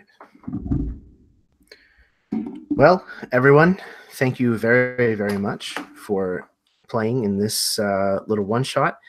I had an immense amount of fun running this for you guys. It's always fun to let a different group of players loose in a setting where you're already running a game, just to see how different and how much additional stuff that they bring to the forefront. So thank you very much for bringing your A games, because this was fantastic. And I appreciate everybody who may have tuned in this evening, or if you may be tuning in the future. Thank you very much. I am showing currently the symbol for House Melewaine. Like I said, drawn by Rachel Ayers. So yeah, if you liked what you saw, hit the like button. Maybe subscribe to the channel. Stick around. There's plenty of other content. And until next time, may your dice roll high and your snacks always be within reach.